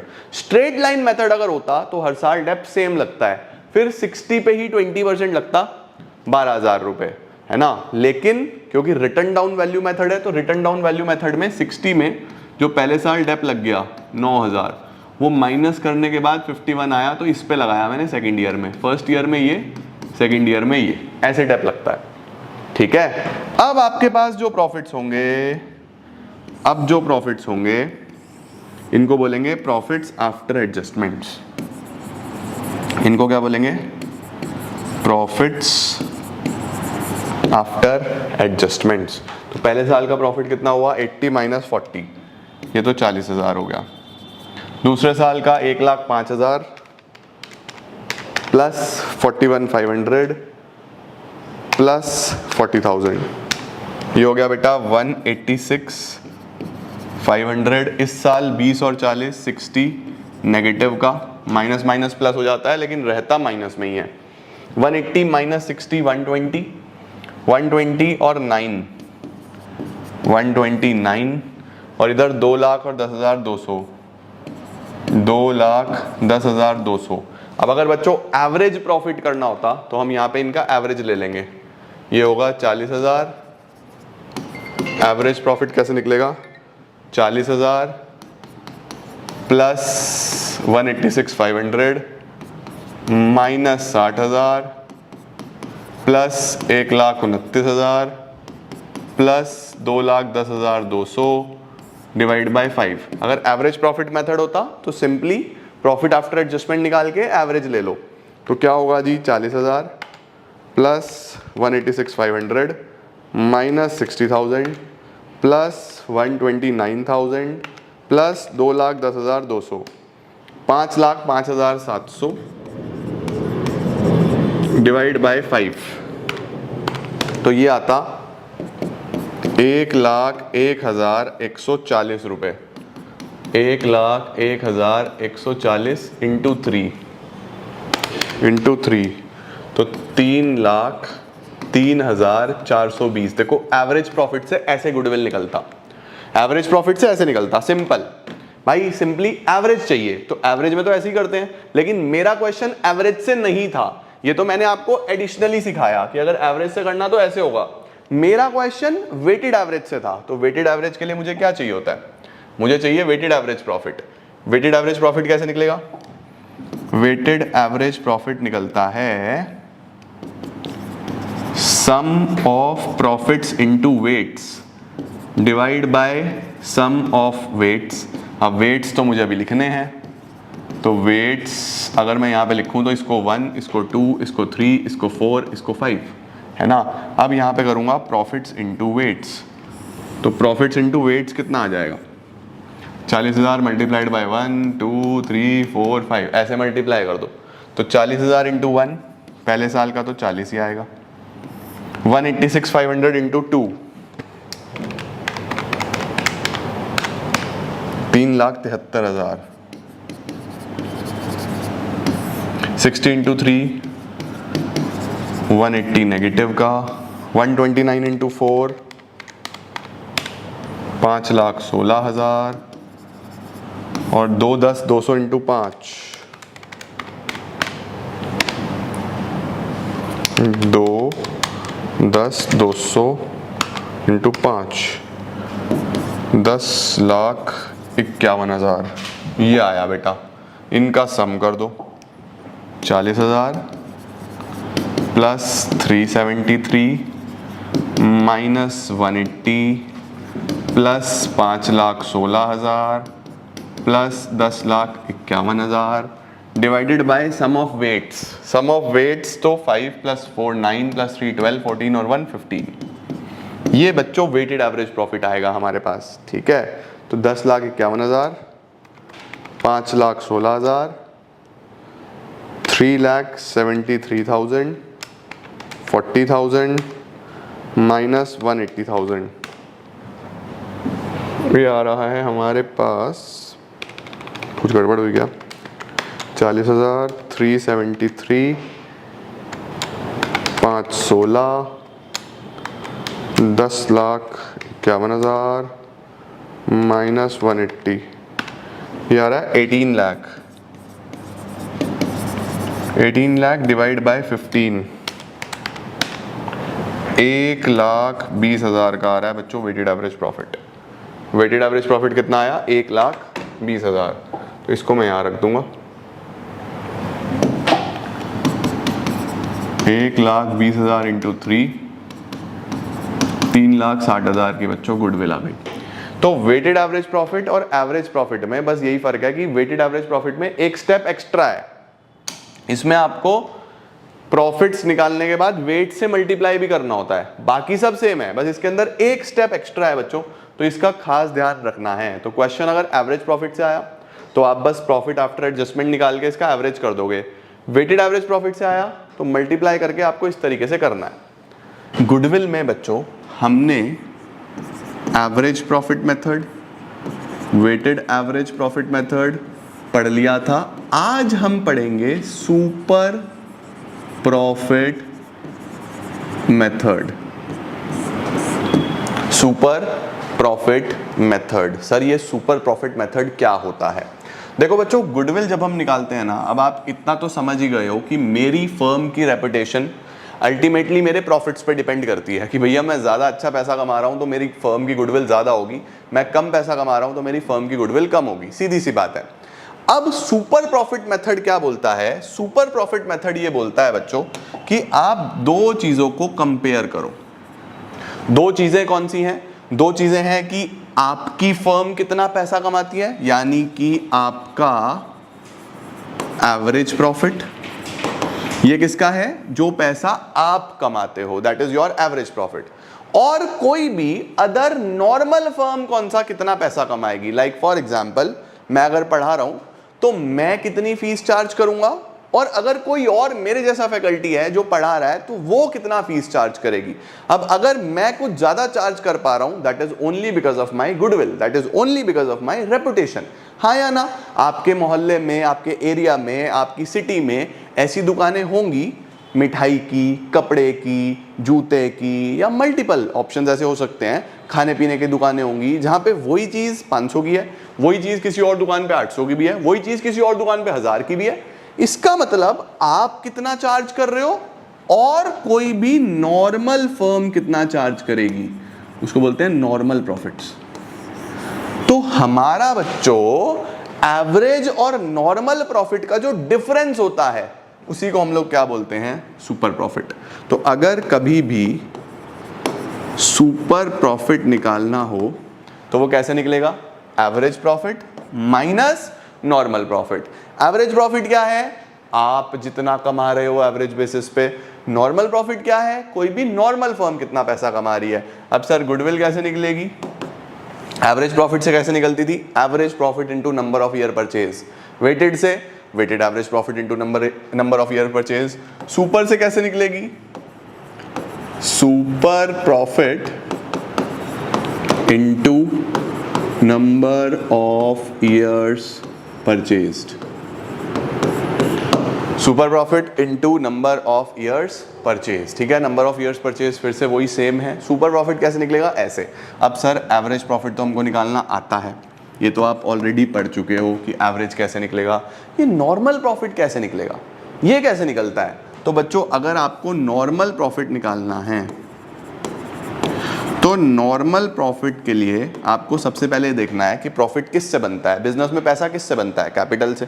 भाई तुमने कितना पैसा लगाया है, तुमने कितना कैपिटल इन्वेस्ट किया है, तो आपको सबसे पहले देखना है कैपिटल एम्प्लॉयड या इन्वेस्टेड, एक ही बात है। ठीक है, कैपिटल एम्प्लॉयड बोल दे या कैपिटल इन्वेस्टेड बोल दे, एक ही बात है कि मैंने कितना पैसा लगाया। सपोज मैंने 10 लाख रुपए लगाए, capital employed into normal rate of return upon 100।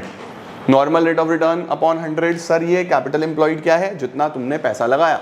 अब सर अगर ये गिवन ना हुआ तो कैसे निकलेगा? बेटा क्लास 11th में पढ़ा था कैपिटल कैसे निकलता है। कैसे निकलता है? Assets minus liabilities. एक तरीका तो ये है कैपिटल एम्प्लॉयड निकालने का।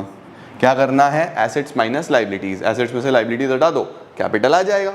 दूसरा तरीका क्या है कि आपको अगर पार्टनर्स के इंडिविजुअल कैपिटल्स दिए ही हुए हैं, तो सम करो, सम ऑफ कैपिटल्स प्लस अगर कोई रिजर्व्स एंड सरप्लस है, अगर कोई रिजर्व्स भी हैं वो भी जोड़ो, reserves and surplus. Sir surplus क्या है? कई बार कुछ एक्यूमुलेटेड प्रॉफिट्स होते हैं, P&L का बैलेंस होता है, तो वो भी इसमें जोड़ो। तो कैपिटल निकालने के दो तरीके हैं बच्चों, either you can go with asset minus liability, इसको हम एसेट साइड अप्रोच बोलते हैं। क्या बोलते हैं इसको? Asset side approach.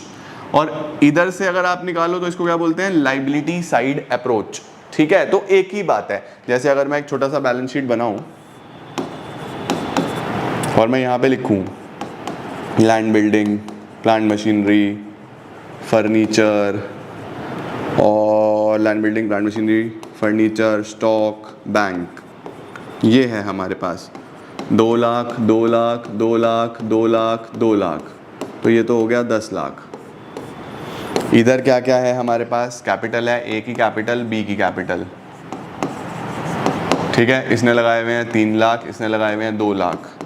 क्रेडिटर है 3 लाख का, या पहले रिजर्व्स लिख लो, रिजर्व है 2 लाख के, क्रेडिटर है 3 लाख का, तो 3 3 6, देखो ये भी 10 लाख हो गया ना। अब तुमको अगर कैपिटल मिसिंग हो तो कैपिटल कैसे निकाल सकते हो? या तो एसेट्स माइनस लाइबिलिटीज कर दो। एसेट्स का टोटल कितना हुआ? 10 लाख माइनस 3 लाख, भाई एसेट्स माइनस लाइबिलिटी 7 लाख आ गया ना। और वैसे ही अगर आपको ऐसे करना हो तो सम ऑफ कैपिटल, इनको जोड़ो, 3 और 2 5, और रिजर्व्स 2 7, ऐसे भी 7 लाख ही आएगा। तो एक ही बात है, या तो आप इसको कर सकते हो या इसको, जो डेटा गिवन हो उस हिसाब से कर सकते हो। ठीक है, अब सर ये नॉर्मल रेट ऑफ रिटर्न क्या होता है? ये बच्चों हमेशा गिवन होगा। नॉर्मल रेट ऑफ रिटर्न का मतलब एक नॉर्मल फर्म कितना % पैसा कमाएगी, 5%, 10%, 15%, 20%, कितना कमाएगी, ये नॉर्मल रेट ऑफ रिटर्न से आपको पता चलेगा। सही हुआ क्या मेरे प्यारे नालायकों? ठीक है, अब जैसे मैं बोलूं कि एक फर्म की कैपिटल एम्प्लॉयड है 10 lakh, normal rate of return है 10%, तो आप बोलोगे 10/100, तो 1 लाख रुपीज इसका नॉर्मल प्रॉफिट आ गया। तो 1 लाख हुआ नॉर्मल प्रॉफिट। हम कमा रहे हैं 1,20,000, इतना ही पैसा लगा के, यही 10 लाख रुपए लगा के हम कितना कमा रहे हैं? 1,20,000 रुपए। तो हम एक्स्ट्रा कितना कमा रहे हैं? 20,000 एक्स्ट्रा कमा रहे हैं ना। वो 20,000 एक्स्ट्रा क्यों कमा रहे हैं? हमारी गुडविल की वजह से। तो ये हमारा सुपर प्रॉफिट हो गया। नंबर ऑफ ईयर परचेज से मल्टीप्लाई करो, गुडविल आ जाएगा। क्लियर हुआ क्या बच्चों? परफेक्ट हुआ क्या? ये बेसिक्स हैं, दीज आर ऑल बेसिक्स, नालायकों के लिए बेसिक्स। बढ़िया सर, मस्त, मजा आ गया। आओ इसके कुछ सवाल देखते हैं। सवाल से पहले एक काम करो, कैपिटलाइजेशन के बेसिक्स भी निपटा लो, या चलो सवाल ही देख लो, फिर तुम कहोगे सर क्वेश्चन रह गए हमारे। नहीं रहने देंगे नालायकों, नहीं रहने देंगे। क्वेश्चन चेक करो बच्चों। देखो क्वेश्चन क्या है? A firm earned profits of 80,000, 1 lakh, 1,20,000, 1,80,000। Firm ने कितना कितना प्रॉफिट बनाया? ये ड्यूरिंग पिछले 4 साल में। ठीक है sir. The firm has capital investment of rupees 5 lakh, यानी कैपिटल एम्प्लॉयड इतना है। A fair rate of return is 15% per annum. Fair rate of return कितना है? 15% per annum. Calculate goodwill of the firm based on 3-year purchase of super profit of the last 4 years. तो हम क्या करने वाले हैं? हम यहां पे लिखेंगे goodwill is equal to super profit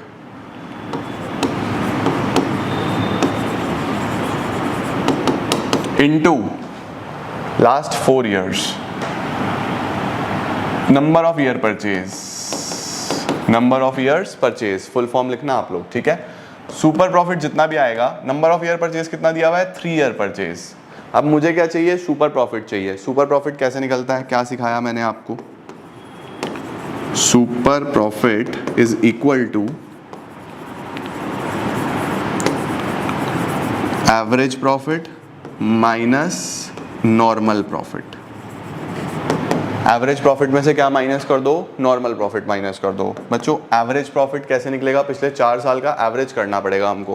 पिछले 4 साल का एवरेज करने के लिए चारों को जोड़ो, डिवाइड बाय 4, कितना कितना? 80, 1 लाख, 120, 180, ये हो गया 480, तो एवरेज प्रॉफिट आएगा 480 अपॉन 4, 480 अपॉन 4, 1,20,000, तो एवरेज प्रॉफिट आ गया 1,20,000। नॉर्मल प्रॉफिट कैसे निकालूं सर? नॉर्मल प्रॉफिट कैसे निकलेगा?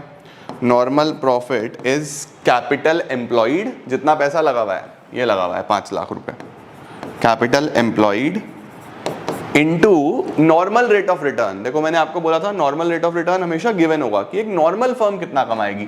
नॉर्मल फर्म कमाएगी 15% इनटू 15 अपॉन 100, तो 5 लाख का 15% कितना बैठेगा? 75,000। ये आपका नॉर्मल प्रॉफिट आ गया, इसको यहाँ रख दो। तो 1,20,000 माइनस 75,000, ये आ गया बच्चों 45,000। ये कितना है बेटा? 45,000, इसको यहाँ रख दो। 45,000 इंटू 3, 1,35,000 का गुडविल आ गया। 1,35,000 का गुडविल आ गया। देख रहे हो, बहुत सिंपल है। बस एवरेज प्रॉफिट की जगह क्या चाहिए आपको? सुपर प्रॉफिट चाहिए। सुपर प्रॉफिट कैसे निकलेगा? Average minus normal. एवरेज तो वैसे ही करा, 4 साल का प्रॉफिट जोड़ा डिवाइड बाय 4, ये एवरेज आ गया। नॉर्मल कैसे निकलता है? किसी भी नॉर्मल फर्म कैसे पैसा कमाएगी? उसका capital multiplied by normal rate of return upon 100। अब कैपिटल कितना है? कैपिटल हमारे पास गिवन था। यहां पे अगर ये गिवन ना होता तो 2 मेथड थे, याद है? या तो एसेट माइनस लाइबिलिटी या Capitals plus reserves and surplus, ये 2 मेथड है। सही हो गया बच्चों? परफेक्ट। तो ये हमारा नॉर्मल प्रॉफिट निकला, capital employed into NRR upon 100। बस दोनों को कंपेयर करा, सुपर प्रॉफिट आ गया। इस सुपर प्रॉफिट को यहाँ वैल्यू भरी, इनटू 3 करो, गुडविल आ जाएगा। परफेक्ट। अरे camera zoom in zoom out हो रहा है क्या? बट तुमको फोकस्ड, अभी तो फोकस है ना पूरा? हाँ जी, परफेक्ट, क्लियर है जी। चलें आगे। चलो, ये था हमारे पास एक क्वेश्चन, कौन से मेथड से? सुपर प्रॉफिट मेथड से, ठीक है। अब मुझे पूरी उम्मीद है बच्चों कि आप लोगों ने 3 मेथड बहुत अच्छे से डिटेल में पढ़ लिए, है ना? 3 मेथड कौन कौन से हो गए?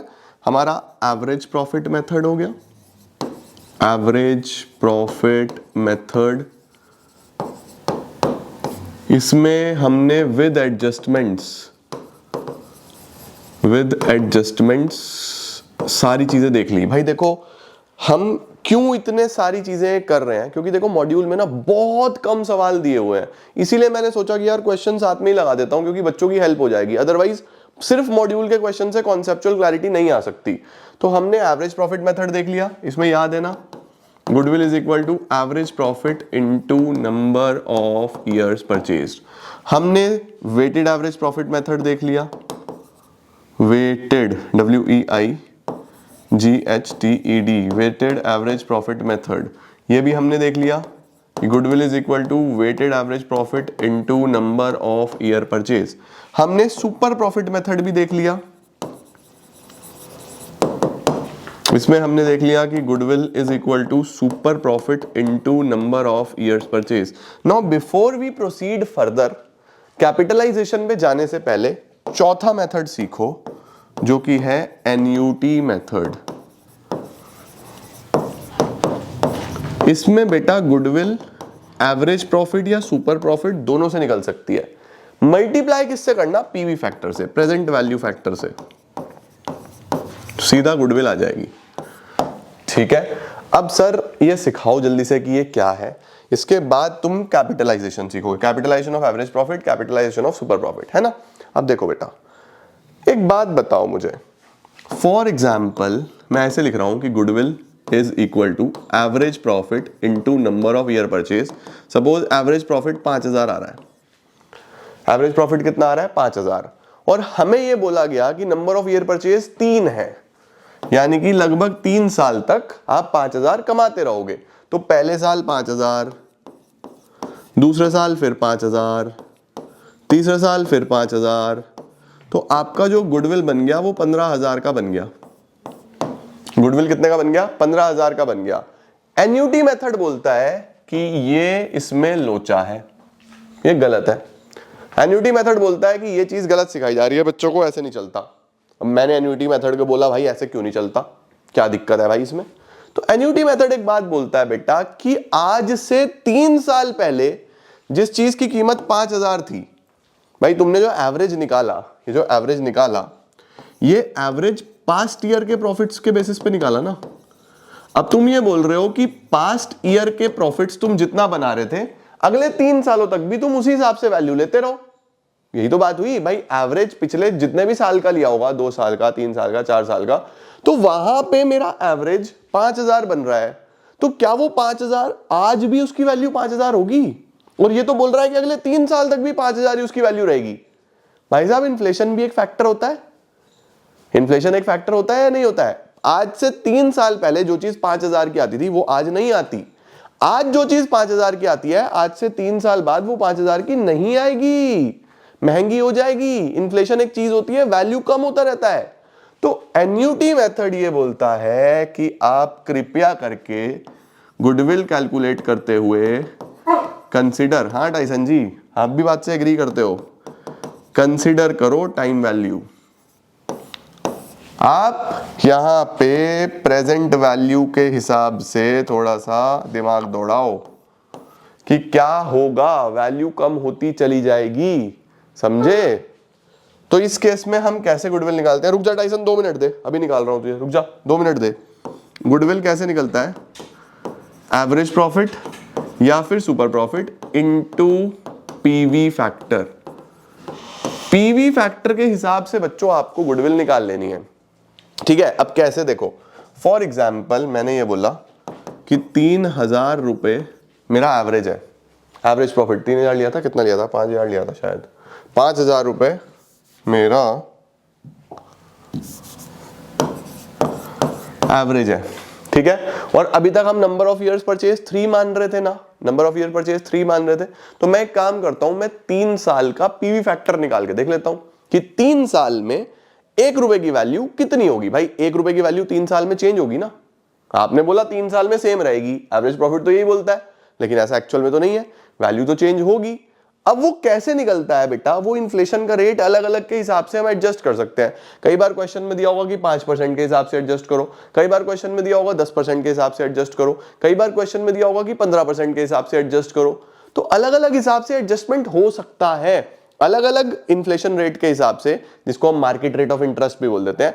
अलग अलग रेट के हिसाब से अलग अलग पीवी फैक्टर आ सकता है। तो कई बार तो पीवी फैक्टर आपको डायरेक्टली गिवन होगा, कई बार तो पीवी फैक्टर आपको डायरेक्टली गिवन होगा, ठीक है? कई बार आपको निकालना पड़ेगा। अब हम एक काम करते हैं, हम ये मान के चलते हैं कि लेट सपोज पीवी फैक्टर जो है, जो मार्केट रेट ऑफ इंटरेस्ट है, जो मार्केट रेट ऑफ इंटरेस्ट है वो ले लेता हूं मैं 10%, ठीक है? अब 3 साल का पीवी फैक्टर निकाल दो।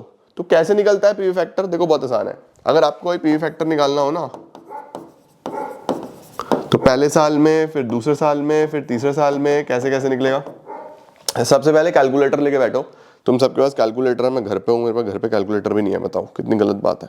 ऑफिस में तो कैलकुलेटर है, फोन पे ही काम चलाते हैं आज। तुम सब तो सीए वाले बच्चे हो नालायको, जल्दी से कैलकुलेटर निकालो अपना, तुम्हें मैं पीवी फैक्टर निकालना सिखा दूं जरा, ठीक है? एक काम करो, जितना भी परसेंट है 1/1.10, ठीक है? अगर 5% होता तो 1/1.05, 15% होगा तो 1/1.15, 20% होगा तो 1/1.20, ऐसा ले लेना, ठीक है? तो सबसे पहले क्या करो, कैलकुलेटर में करो 1/1.10 इज इक्वल टू, दबाओ जल्दी से फटाफट से, 1/1.10 इज इक्वल टू, दबाया तो 0.909090 ऐसी वैल्यू आती चली जाएगी, ठीक है? इसका मतलब 1 साल बाद 1 रुपए की वैल्यू ये रह जाएगी। एक बार और इज इक्वल टू दबा दो, उसी पे कैलकुलेटर पे इज इक्वल टू दबा दो। अब वैल्यू हो जाएगी 0.826446, ऐसी कुछ वैल्यू हो जाएगी, ठीक है? एक बार और इज इक्वल टू दबा दो तीसरे साल में, तो वैल्यू हो जाएगी 0.751314। ये वैल्यू आ गई बेटा? वैल्यू आ गई या नहीं आ गई? अब सीधा पहली बार इज इक्वल टू, दूसरी बार, तीसरी बार, अब दबाओ सीधा जीटी, सीधा जीटी दबाओ। जीटी मतलब इसका ग्रैंड टोटल, जीटी दबा दो फटाफट से, जीटी आ जाएगा आपके पास। आ गया ग्रैंड टोटल, मेरे पास तो यार मुझे करना पड़ेगा, मेरे पास कैलकुलेटर भी नहीं है। 0.909090 प्लस 0.826446 प्लस 0.751314, मतलब 2.4 समथिंग, 2.47 2.48 ऐसा कुछ आ रहा है। एवरेज बेसिस पे कर लिया मैंने, तुम्हारा कुछ और आ रहा होगा क्योंकि कैलकुलेटर में तुमने बिल्कुल आखिरी डिजिट्स तक लिया हुआ है, राइट। तो 2.48 मेरा पीवी फैक्टर आ गया 3 साल का इस रेट ऑफ इंटरेस्ट के हिसाब से। तो गुडविल कितनी बन जाएगी? 2.48। देखो जो एवरेज प्रॉफिट मेथड से 15,000 की गुडविल आ रही थी, यहाँ पे 5,000 इंटू 2.48 12,400 ही आ रही है, 12,400 ही आ रही है। ये असली वैल्यू ऑफ गुडविल है, considering the inflation, considering the time value of money. भाई सिंपल सी बात बोल रहा है कि 15,000 नहीं बनेगी वैल्यू, वैल्यू 12,400 बनेगी। इतना पे करो क्योंकि पैसे की वैल्यू कम होती रहती है, समझे नालायको। ये हमारा एन्युटी मेथड होता है। पीवी फैक्टर निकालना आ गया। अगर 20% होता तो क्या करते? 1/1.20 इज इक्वल टू पहले साल, दूसरे साल, तीसरे साल, चौथे साल, पांचवें साल, जितने भी साल का निकालना है, फिर सीधा दबाओ जीटी, ग्रैंड टोटल। लो सर, आपके सामने पीवी फैक्टर आ जाएगा। एवरेज प्रॉफिट मेथड से निकालना है तो एवरेज से मल्टीप्लाई करो, सुपर प्रॉफिट मेथड से निकालना है तो सुपर प्रॉफिट से मल्टीप्लाई करो, तुम्हारे सामने आंसर आ जाएगा। समझ में आ गया? बढ़िया तरीके से। हाँ सर, अब दिमाग भी चलने लग गया तुम्हारा, सीए की तरह बिल्कुल। सब चार्टर्ड अकाउंटेंट्स हैं हमारे नालायक। ये बढ़िया हुआ बेटा, परफेक्ट। बस इस चीज का आपको ध्यान रखना है, ये आपका एन्युटी मेथड हो जाता है। क्लियर है? लो जल्दी से स्क्रीनशॉट। बड़ा ही आसान है, कुछ क्वेश्चंस में तो पीवी फैक्टर भी देता है। बढ़िया सर, बढ़िया बढ़िया बढ़िया बढ़िया बढ़िया बढ़िया बढ़िया बढ़िया बढ़िया। अब इसके बाद कौन कौन से मेथड पढ़ने वाले हैं? इसके बाद पढ़ेंगे कैपिटलाइजेशन। कैपिटलाइजेशन में दो हैं, capitalisation of average profit, capitalisation of super profit. यहां पे क्या फॉर्मूला चलेगा?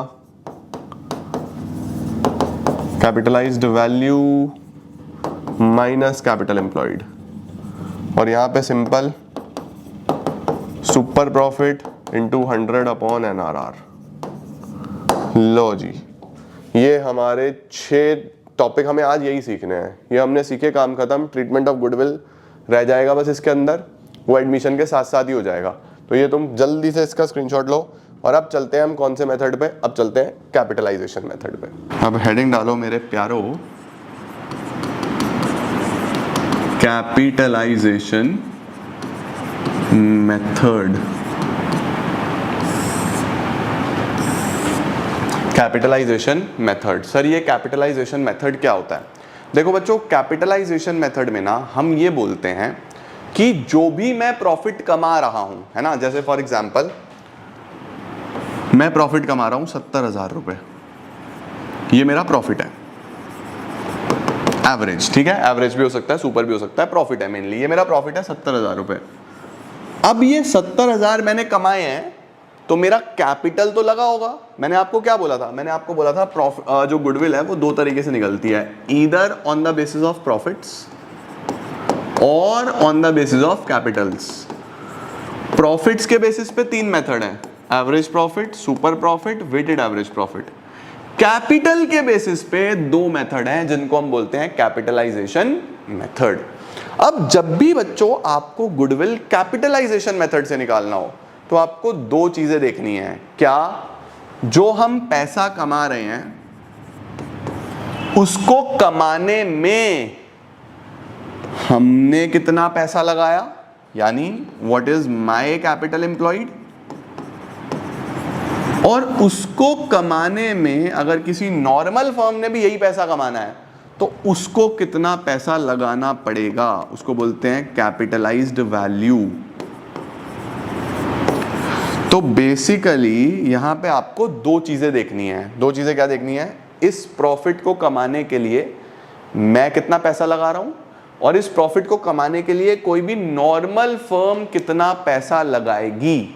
ठीक है, लेट सपोज मैं लगा रहा हूं 6 लाख रुपए। मैं कितना पैसा लगा रहा हूं? 6 लाख। मैंने अपनी कैपिटल एम्प्लॉयड निकाली, वो निकली 6 लाख रुपए। और कोई भी नॉर्मल फर्म अगर ये काम करती तो उसको लगाना पड़ता 7 लाख रुपए। उसको कितना लगाना पड़ता? 7 लाख रुपए। तो बेटा प्रॉफिट तो दोनों फर्म सेम ही कमा रही है, लेकिन हम इतना पैसा कमा रहे हैं 6 लाख लगा के, ये फर्म इतना ही पैसा कमा रही है 7 लाख लगा के, तो क्या इसको 1 लाख फालतू लगाने पड़े? तो हमारे जो 1 लाख बच रहे हैं, ये हमारे 1 लाख क्यों बच रहे हैं? Because of our goodwill. हम कम पैसे में ज्यादा प्रॉफिट कमा पा रहे हैं, ये इतना ही प्रॉफिट कमाने के लिए ज्यादा पैसा लगाना पड़ेगा। समझे? तो व्हाट इज कैपिटलाइज्ड वैल्यू?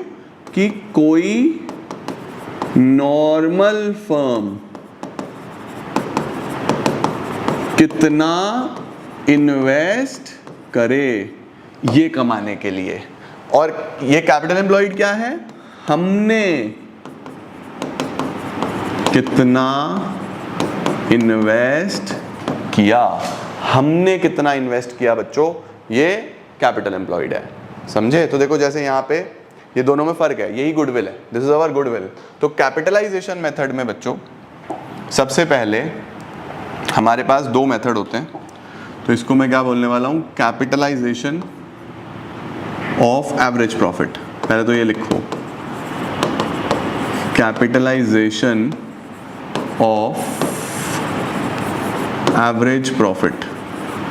तो अगर कैपिटलाइजेशन ऑफ एवरेज प्रॉफिट से काम करना हो तो कैसे करेंगे? Goodwill is equal to capitalised value minus capital employed, ये फॉर्मूला है। Goodwill is equal to capitalised value minus capital employed. इस प्रॉफिट से कोई मतलब नहीं है फिलहाल,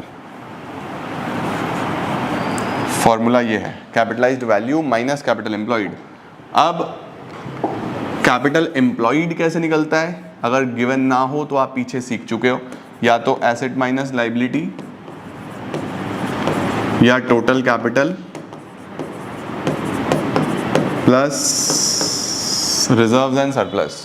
ठीक है? वहीं पे अगर मैं कैपिटलाइज्ड वैल्यू की बात करूं तो कैपिटलाइज्ड वैल्यू में हमारे पास क्या आता है? Average profit into 100 upon NRR। Sir ये उल्टा क्यों हो गया? बेटा देखो ध्यान से समझो, पहले हम नॉर्मल प्रॉफिट निकाल रहे थे, कैपिटल से प्रॉफिट निकाल रहे थे, तो वहां पे NRR अपॉन 100 था। अभी प्रॉफिट से कैपिटल निकाल रहे हैं, इसीलिए 100 अपॉन NRR है। तो फॉर्मूला लिख के रखो, कैपिटलाइज्ड वैल्यू कैसे निकलेगा? Average profit into 100 upon NRR। और कैपिटल एम्प्लॉयड कैसे निकलेगा? या तो एसेट्स माइनस लाइबिलिटीज, या फिर total of Capitals plus reserves and surplus. एक बात ध्यान रखना, अगर कोई भी गुडविल या फिक्टिशियस एसेट है तो उसकी वैल्यू यहाँ से माइनस होगी, एसेट्स में से हटाएंगे उसको। कोई गुडविल या कोई फिक्टिशियस एसेट अगर है तो उसको हटाना है। ठीक है? परफेक्ट। जल्दी से बच्चों इसको स्क्रीनशॉट ले लो। और सर अगर कैपिटलाइजेशन ऑफ सुपर प्रॉफिट से गुडविल निकालनी हो, अगर कैपिटलाइजेशन ऑफ सुपर प्रॉफिट से गुडविल निकालनी हो, फिर कैसे गुडविल निकलेगी? तो हम बोलेंगे goodwill is equal to super profit into 100 upon NRR। सीधा सीधा super profit into 100 upon NRR, क्योंकि सुपर प्रॉफिट में ऑलरेडी हम माइनस कर चुके होते हैं कि मैं कितना कमा रहा हूं और कोई नॉर्मल फर्म कितना कमाएगी, यानी ऑलरेडी कंपेयर हो चुका होता है। तो डायरेक्टली चलता है super profit into 100 upon NRR। क्या बात है, परफेक्ट। इसका सवाल कराऊं? जल्दी से पहले इसका स्क्रीनशॉट लो। ये है कैपिटलाइजेशन ऑफ एवरेज प्रॉफिट, ये है कैपिटलाइजेशन ऑफ सुपर प्रॉफिट। आओ सर देखो, average profit of the firm is 48,000। लिख के चलते हैं, एवरेज प्रॉफिट कितना है? 48,000। Average profit is 48,000।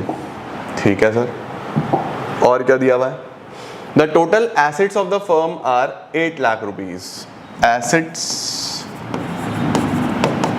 Is equal to 8 lakh.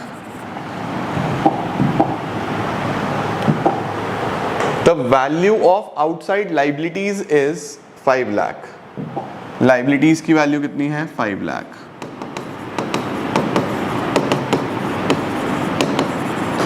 ठीक है सर, और क्या दिया हुआ है?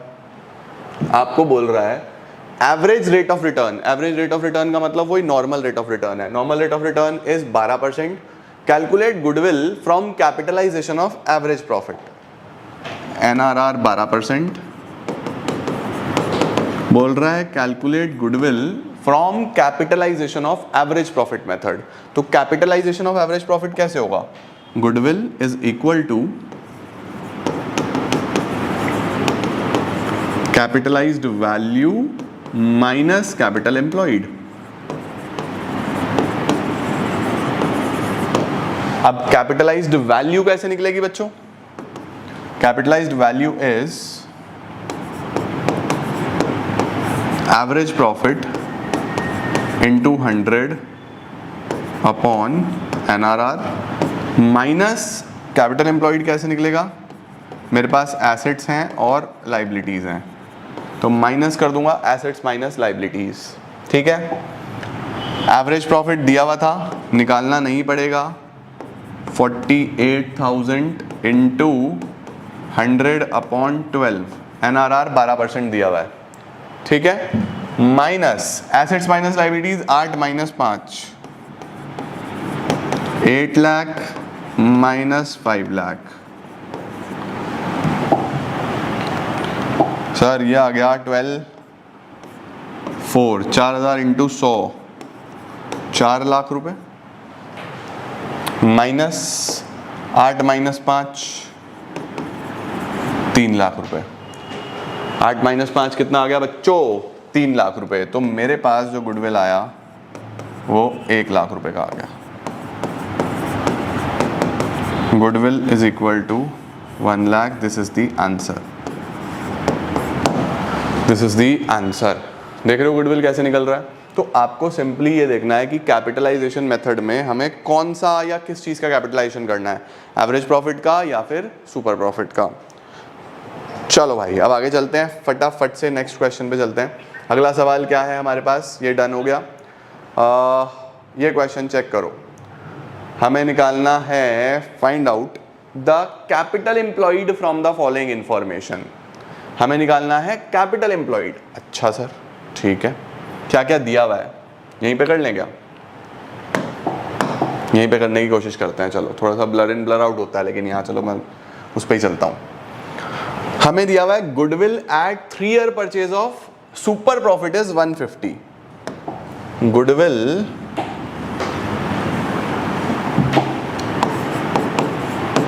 Eight 3 year purchase of super profit, ये दिया हुआ है बच्चों। गुडविल देखो, goodwill valued at 3 year purchase of super profit is 150, यानी गुडविल दी हुई है। गुडविल कितनी दी हुई है? गुडविल दी हुई है 150। सुपर प्रॉफिट इंटू 3, तो सुपर प्रॉफिट निकाल सकते हो क्या यहाँ से? प्लीज फुल फॉर्म्स यूज करना एग्जाम में, शॉर्ट फॉर्म नहीं चलेगा। सुपर प्रॉफिट कैसे निकलेगा बच्चों? सुपर प्रॉफिट इज 150 अपॉन 3, 50,000 का सुपर प्रॉफिट आ गया बच्चों।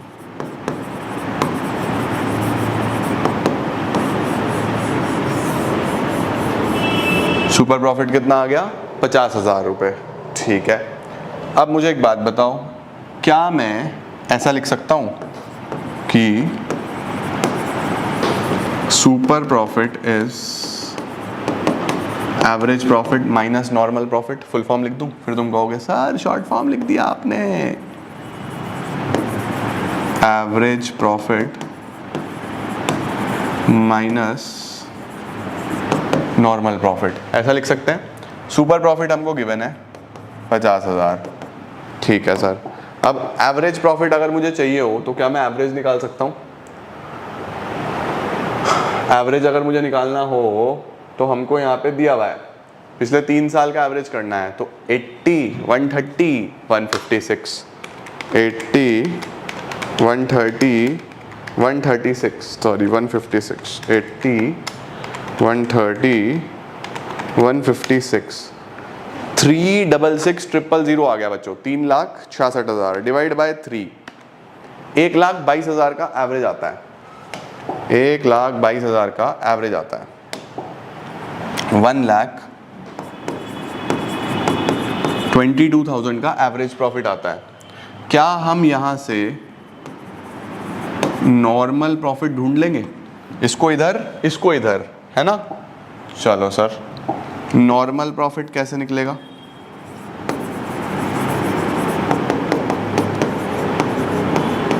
$1,22,000 माइनस 50,000 कितना आ जाएगा? 122 माइनस 50, 72,000। 72,000 का बच्चों नॉर्मल प्रॉफिट आ गया। ठीक है, अब नॉर्मल प्रॉफिट कैलकुलेट कैसे होता है? Normal profit is capital employed into normal rate of return upon 100। ध्यान रखना, ये कैपिटलाइजेशन मेथड का क्वेश्चन नहीं है, ये सिंपल सुपर प्रॉफिट मेथड का क्वेश्चन है और आपसे इसने कैपिटल एम्प्लॉयड पूछा है। ठीक है, नॉर्मल प्रॉफिट 72,000, कैपिटल एम्प्लॉयड मुझे निकालना है, मल्टीप्लाइड बाय कितना है normal rate of return? Normal rate of return है 12%, 12 अपॉन 100। तो यहां से कैपिटल एम्प्लॉयड कैसे निकलेगा? Is equal to 72,000 into 100 upon 12। 72,000 into 100 upon 12, 6 lakh रुपए का बच्चों कैपिटल एम्प्लॉयड आ गया। देखो ऐसे क्वेश्चन भी आपसे पूछ सकता है। 6 लाख रुपीस का आपका कैपिटल एम्प्लॉयड आ गया। Is this clear to everyone? इसने आपको गुडविल दे दिया था, इसने आपसे गुडविल नहीं निकलवाया। Goodwill was already given, it was 1,50,000। हम इसमें उल्टा चले, नॉर्मली हम कैपिटल एम्प्लॉयड वगैरह से गुडविल निकालते हैं, इसमें गुडविल वॉज ऑलरेडी गिवन, हम इसमें रिवर्स चले और गुडविल से हम कैपिटल एम्प्लॉयड पे आए। तो एक्सीलेंट क्वेश्चन बनता है। हाँ भाई नालायको, हो गए सारे के सारे मेथड्स क्लियर। हमने ये सारे मेथड्स देख लिए with adjustments, with some questions as well. तो ये सब करने के बाद तुम्हारे पास कोई स्कोप नहीं बचता गलती होने का। तो बहुत इंपॉर्टेंट चीज मैंने आपको आज कराई है, इसको बड़े ध्यान से देखो, बहुत ध्यान से समझो, बहुत ध्यान से करो। ठीक है, इसमें मिस्टेक मत करना और ये बहुत इंपॉर्टेंट था तुम्हारे लिए पढ़ना। ओके, तो 6 मेथड्स हैं। अब तुम अगर चाहो तो मॉड्यूल उठा के शुरू के क्वेश्चंस ट्राई कर सकते हो, अदरवाइज मैं कल करा ही रहा हूँ। ठीक है, और ये भी हमारा समाप्त हो जाएगा और फिर हमारा जो भी आगे की चीजें हैं वो सब जल्दी से जल्दी कंप्लीट करते हैं। ठीक है, thank you so much, keep growing, keep glowing and keep smiling.